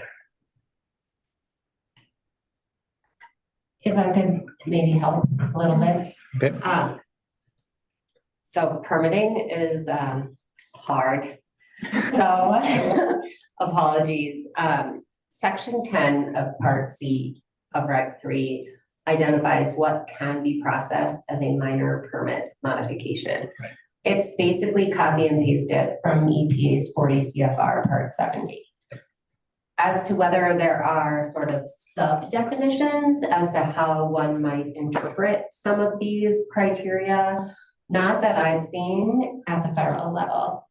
And I'm not aware that the health department has any published guidance, at least on most of it at the state level, although I'm sure if Carissa Money, the Title V program manager, was here, she would cite for you chapter and verse. I don't have her brain power, so I can't do that. I think our new Commissioner Miller, hi, I haven't met you yet. Hi, nice to see you. Yeah, nice to see you. Do not involve significant changes to existing monitoring, reporting, or record keeping. That's in 10A2. That's what you were talking about, right? Yeah. Significant changes there is not defined. In Rec 3, Okay. I think is what you were asking. And like I said, I can't off the top of my head point you to a specific health department guidance document that articulates that. Let's see if there's any more clarity. There's not a ton of clarity, unfortunately, in the definitions of Regulation 3. So like minor permit modification is defined as anything that's not a significant permit modification. It's like super helpful. And then administrative permit modifications are carved out yet again from all of this, and that's in Part A of Reg 3. So that's the best I think I can do on the fly, and Commissioner Milford's going to embarrass me. I just want to go back and clarify, if it's appropriate to do so right now, what I was asking about for Commissioner Miller's benefit. I was trying to distinguish between under the operating permit program, which applies to existing sources. I'm not talking about new sources or major modifications, but you can have some changes to operating permits that increase emissions up to a particular level. If it goes beyond that significance level, then we have to turn to our construction permitting program and permit new sources as though it's a major modification. And that is kind of a whole new can of worms for those sources if they have to undergo that. So my question wasn't about significant monitoring changes. It was about emissions increases in some instances under the operating permit program versus other cases where it really is an administrative change to the permit or a paper change, as in there's a new emissions factor that applies and we need to make that change. So nothing on the ground. So I will turn that to you all as a question to please correct that if it's wrong, but I hope that clarification is helpful. Stephanie's gonna help. We did promise Steph that she can come up. Last month, they didn't have me on the witness list, and I was like, let me up there on the witness list, guys. This is pulling stuff out of the depths of my memory because I did permitting for a very long time. But during kind of this time period where that whole decade of the 2010s, 40 tons per year was often what we considered the difference between a minor and a major. And so that was kind of a rule of thumb that we would use. It's a little bit different when you apply it in the Title V context, because again, that follows very specific EPA requirements. And there's a lot of other case law and guidance that is developed around how those things go. So it's kind of an amalgamation of different information that goes into determining those. But just as a general rule of thumb, that used to be the number that we would use. Thank you. I think that's a number I was looking for, and I agree on the emissions, the emissions part, as Commissioner Milford identified, compared to the administrative part, those need to, I would ask the division to consider how to better clarify those two situations, I think. And to note, that was also at a time where we had 100 ton per year major threshold for Title V. So things have changed since then. So just pointing that out. Thank you. Additional questions on this topic? Okay, let's move to the next one, Commissioner Milford, unless you have more to ask on this. One down. One down.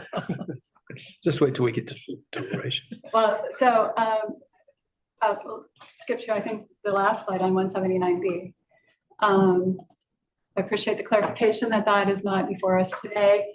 The question I would have there is if we were having a conversation about 179B, a briefing or whatever it might be, would you expect other parties to attend that may not be in attendance today? Would there be a lot of public interest in that question?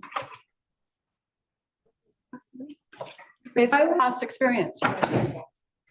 I anticipate that if we were having a briefing on that subject, groups that have been parties to ozone rulemakings in the past that were not part of this one would be interested in participating in those conversations. To wildly speculate as to the interest of others.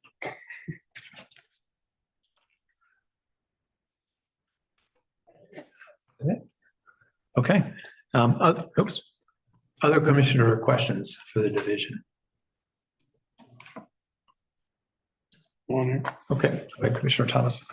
So for the section 185 alternative fees, the language that's currently proposed is except for including, and the first one is mobile source. And I hear what you're saying about how other jurisdictions have got their alternative ERCs approved under either the 1 hour standard or the original 8 hour standard. But by striking that doesn't mean that people are eligible to go ahead and claim all these mobile source.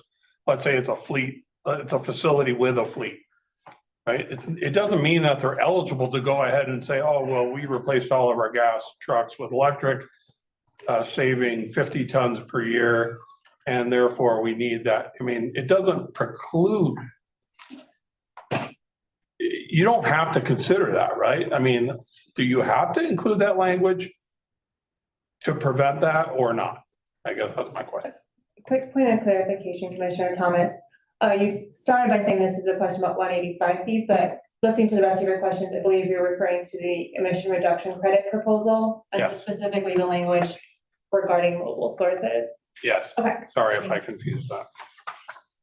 I was going to start with that too, so she beat me to it. So one of the many challenges of considering an emission reduction credit program for mobile sources is related to the requirement that the credits be federally enforceable. And that entails permitting. And that does not really exist. I should say really, it doesn't exist for mobile sources. And so where that may be an option for other states in their emission reduction credit programs, they built out that element of the program and we don't have that. Okay. Yeah. At this time. Yeah, I get it now. Thank you. I actually want to follow up on that question. Maybe this is what Commissioner Tyne, maybe what he was asking, but I'm going to ask him in maybe a different way. My concern is that by saying you can't do this, that to go back at some point and say we want to do this gets perceived as we're somehow opening the door. We're now loosening regulations to do things. Why couldn't we just stay silent on it?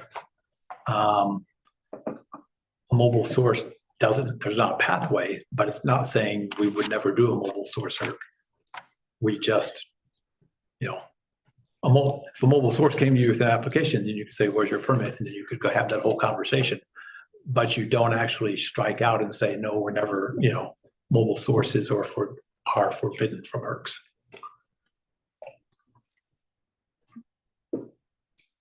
That would be an option to essentially implement what we've proposed in the regulation through denial of applications.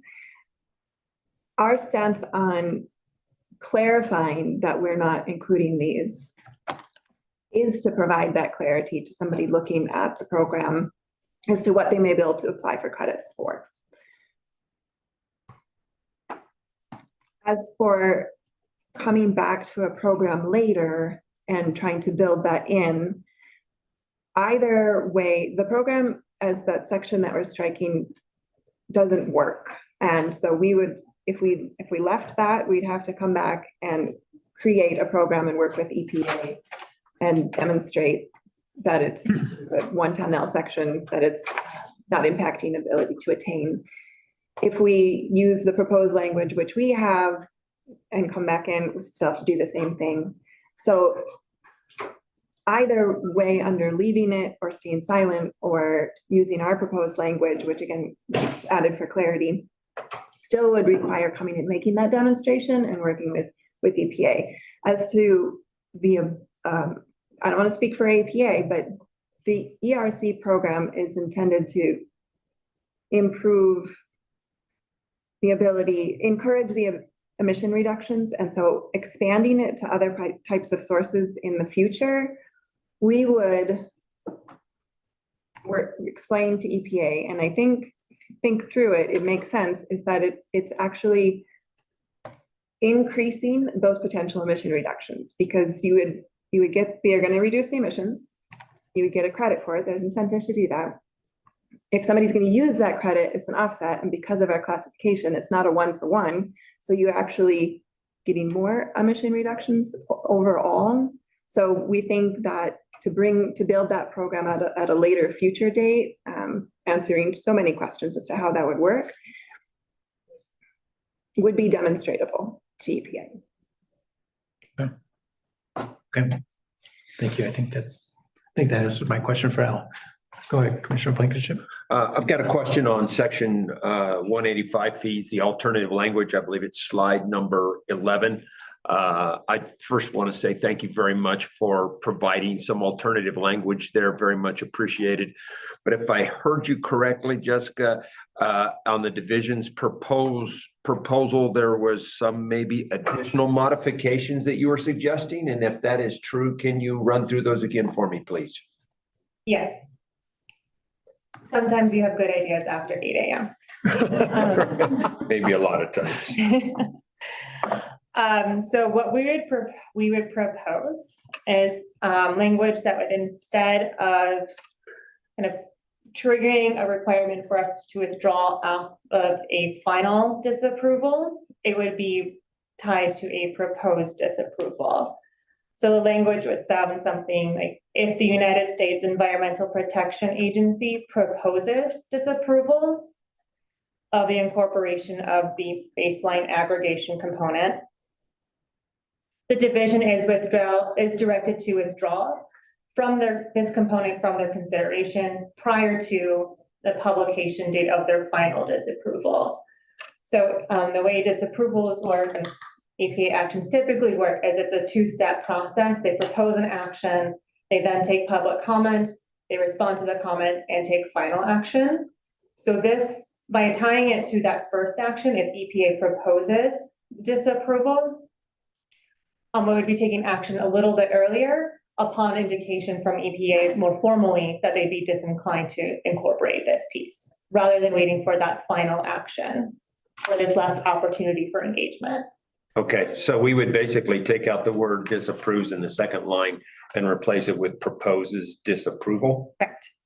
Very good. Thank you very much. Okay, additional commissioner questions, Commissioner Rudolph. Thank you. I want to go back to IRCs. I think I understand, and then something is said and I'm thinking, maybe I don't. So can you, if I can figure out how to ask this, can you give an example of a situation? I know this is hard to do on the fly kind of thing, but of a shutdown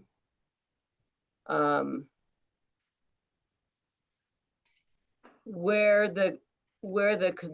you'd be concerned about it not, the emissions that are now gone don't qualify as an ERC.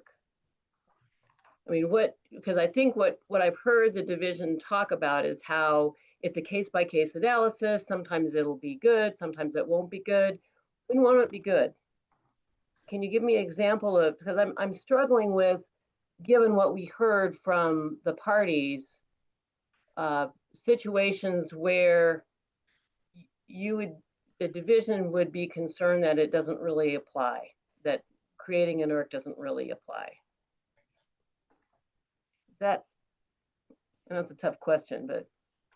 It is a tough question, and I'm going to take it. And this is the whole reason that I was on standby. Well, OnGare was the other one. So if you guys have OnGare questions, I can answer those too. But because I am the guilty party that told Kerr-McGee back in the day that we would not issue ERCs for their plugged and abandoned wells. And thus the reason you are hearing from JWIC now. Back in 2018, 2017, 2018 timeframe. And so to give a little bit of context there, one, at that point in time, as has been mentioned, we were operating under the current 1983 version of the ERC program, which was only in existence because in 1995 and 1996, we created a whole new ERC program and then EPA disapproved it and we had to rescind the whole thing. And so we were trying to make a functional program based on language that was really outdated. And one of the elements there was going back to this shifting concept where you take a minor source and you shut down that minor source, you generate emission reduction credits that could be used at a major source and another minor source pops up. So it was meant to kind of prevent that problem of this endless minor source growth while having major source growth that's going to take advantage of those emission reduction credits, even though there wasn't an actual emission reduction when you looked at the totality of that sector. So that was the concept behind that. And that's especially important when we've got a major source threshold that's at 100 tons per year, and we've got a lot of minor sources, therefore.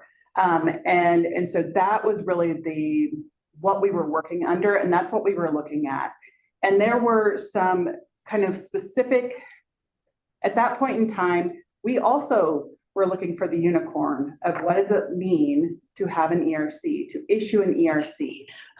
We wanted a unicorn sighting just as much as JWIG did and does. And at that point in time, we were still trying to figure out what that meant. And so one of the things that happened with all of those P&A wells was that there was this requirement that they had to submit an application before they did the actual reduction. And so they just submitted a whole bunch of applications just in case any of those applications could be considered for ERC. And it was not necessarily a fully well thought out or kind of prepared package. It was something that we were just flooded with a bunch of applications because they wanted to preserve their ability because they had to do that for an ERC to issue, to apply for it before they could do the action. And they were all over the place. So some of them were things like, we're going to P&A this well, but the emission source is a storage tank. And the storage tank was going to continue being in operation. So how do we differentiate between the liquids that are coming from one well versus another well to the same storage tank when the emissions of that storage tank aren't really being affected? That's not, the source is the storage tank. And the well is not necessarily the storage tank, right? The well is not the emission source, the storage tank is.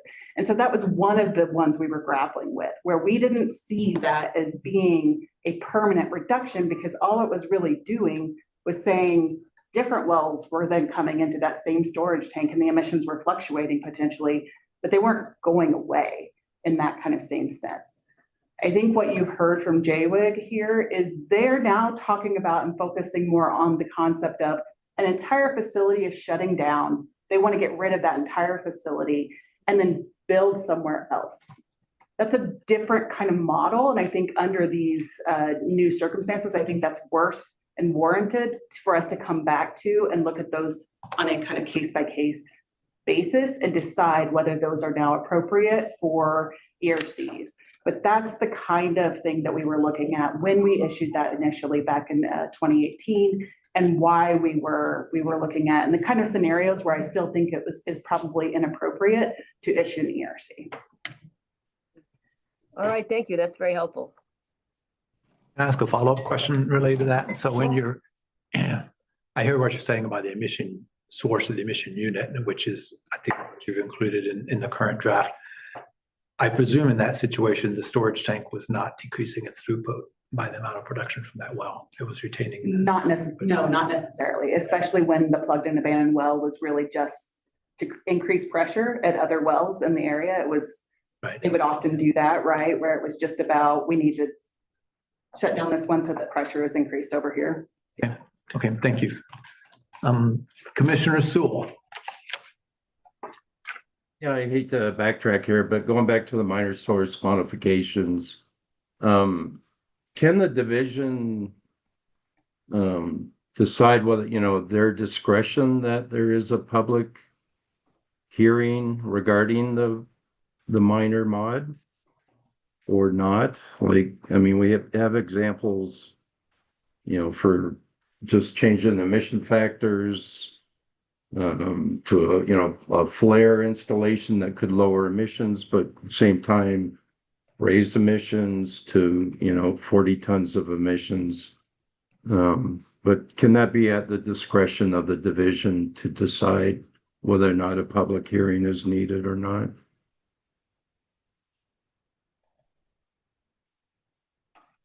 So where that's written into regulation 3 is in part B for minor sources. So there are specifications for when a minor source construction permit would go through a public comment process. And one of those provisions allows for the division to decide that it would need to. The sections for when public comment must be required in part C are based on EPA's requirements. And so track what EPA has. Do you know what those requirements are? Or? How much do you want me to read? Yeah, for part C. Yeah. Yeah. So in part C, in section 6, sorry, scrolling, are the public participation requirements. And all permit proceedings, including initial permit issuance, significant modifications, reopenings, and renewals are subject to public notice, except for administrative permit amendments, minor permit modifications, and operational flexibility provisions. So any new permits, significant modifications, or renewals of Title V permits would be subject to public comment as currently in section 6 of part C. So yeah, for renewals, but a minor modification. I'm just thinking back to past days of mine where, we would talk to the state about, we're removing some equipment and it's a change of your Title V, but there was no need for a hearing to do that, to reduce emissions by removing, 3 sources or whatever, but I'm just looking, is there a in between here for this proposed language on minor source mods here? I think maybe Or that minor relates. mods. Sorry.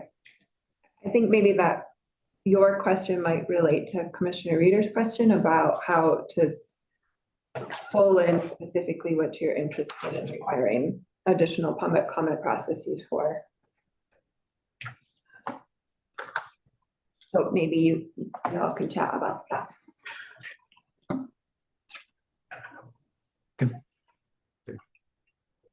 Does that sufficiently answer your question, Commissioner Sewell? Pretty much, yeah. Okay. Commissioner Milford? Well, I would just follow up on Commissioner Sewell's question and say, this is going to be a leading question, but wouldn't it be better for the sources to have some sort of upfront notice in the regulation about when they might expect that to happen, as opposed to having it be the division's discretion and you all are just gonna say, hey, in this particular instance, we want to slow down the permit process and require public comment. Maybe not related to our proposed addition. Because it points to part B, it would follow that. And so that would, if a source would look at part B and see if they meet those things. Yep. Where the more general ask for additional public comment or put an action out for public comment without saying when and why. If that's where you're leading to whether or not you should discuss having that option in part C, I would be less clear than pointing to a structure that has specifics listed. So maybe we could narrow that, but still have it in the regulation is what I'm suggesting, maybe. Okay. I guess another follow-up on this topic. If I take 3 steps back to how we got here, it seems the division and promised in its informal agreement to propose this regulation because the OECRC had some concerns about stuff in North Denver. And I guess my question, you may not be able to answer it, maybe it's more hypothetical, maybe something we have to debate as the commission. Is it appropriate to make a change affecting statewide Title V permits when the Civil Rights Office is concerned about one relatively small geographic area? I can start and then see if Michael wants to provide additional clarity. I think we understand that's part of a conversation started regarding concerns in the North Denver area. But upon review, there is opportunities seen to improve the program more holistically. I would further note that we think there's additional opportunities for improvement that might extend, like that might be separate from this particular action as well as we're continuing to do our ongoing permit program. Fair enough. Okay, thank you. Other commissioner questions? Commissioner Rudolph. Thank you. I'm on the same topic and you kind of answered where I was going to go with it, which is understanding that having something in a regulation may provide notice to facilities that they're going to be subject to public notice and comment. At the same time, I understand from prior conversation, Division, you are looking at the permitting soup to nuts and including in that looking at ways of improving public notice and participation. And so would it be correct to say that as part of that process, you would be drafting some kind of guidance that would then be available for folks to see? Given Curtis's question, for example, is it applicable only in the North Front Range or is it going to be statewide? Is these kind of permits, those kind of permits? I mean, isn't that the case? It gives you more flexibility. So let me see if I can answer maybe both of your questions a little bit. As part of this process, right? Certainly, really focused recently on permitting efficiency.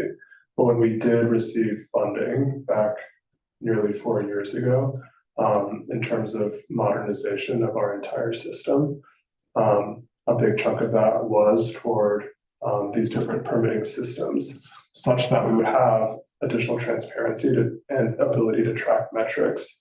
So what I would envision with regard to something like this is once an application is submitted, it'd go through the system and the system would tell them exactly what they were subject to in terms of public notice, in terms of, potential timelines.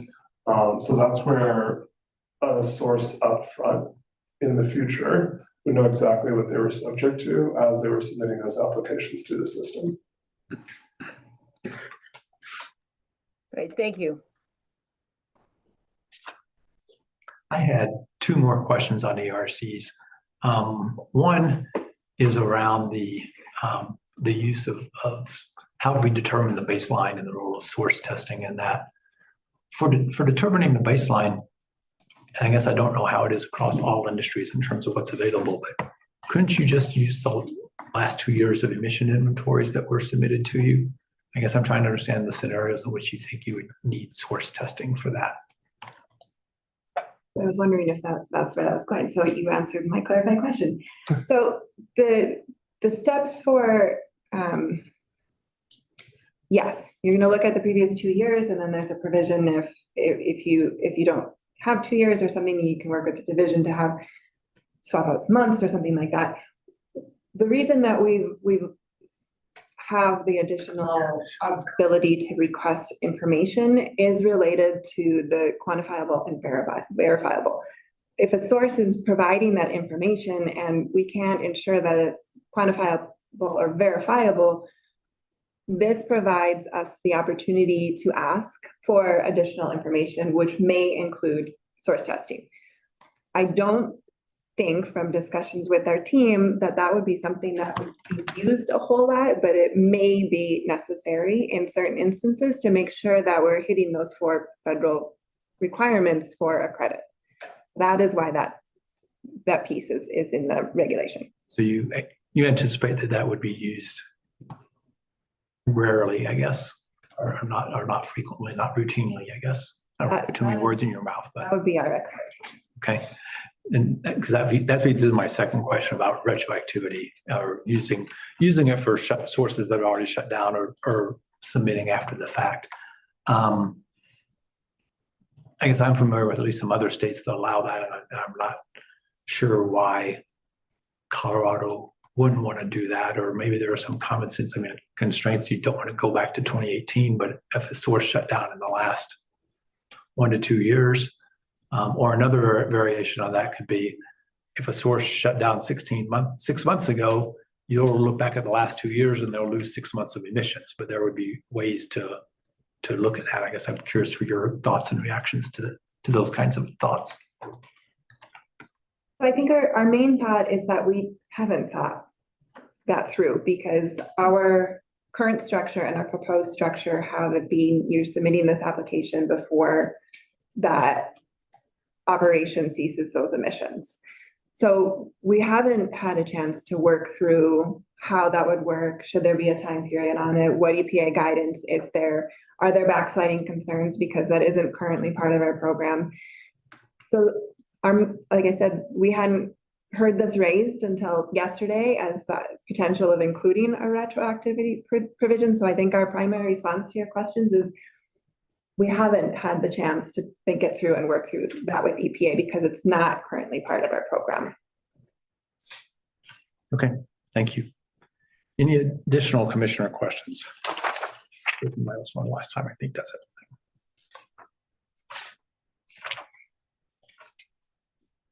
Okay. Any cross-exam from other parties?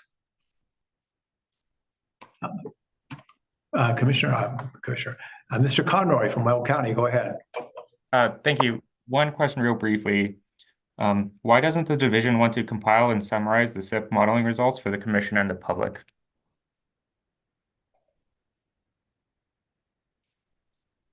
I believe our response to that I stated in our rebuttal presentation is that the data are already compiled and available to the public, so this would be a redundant ask.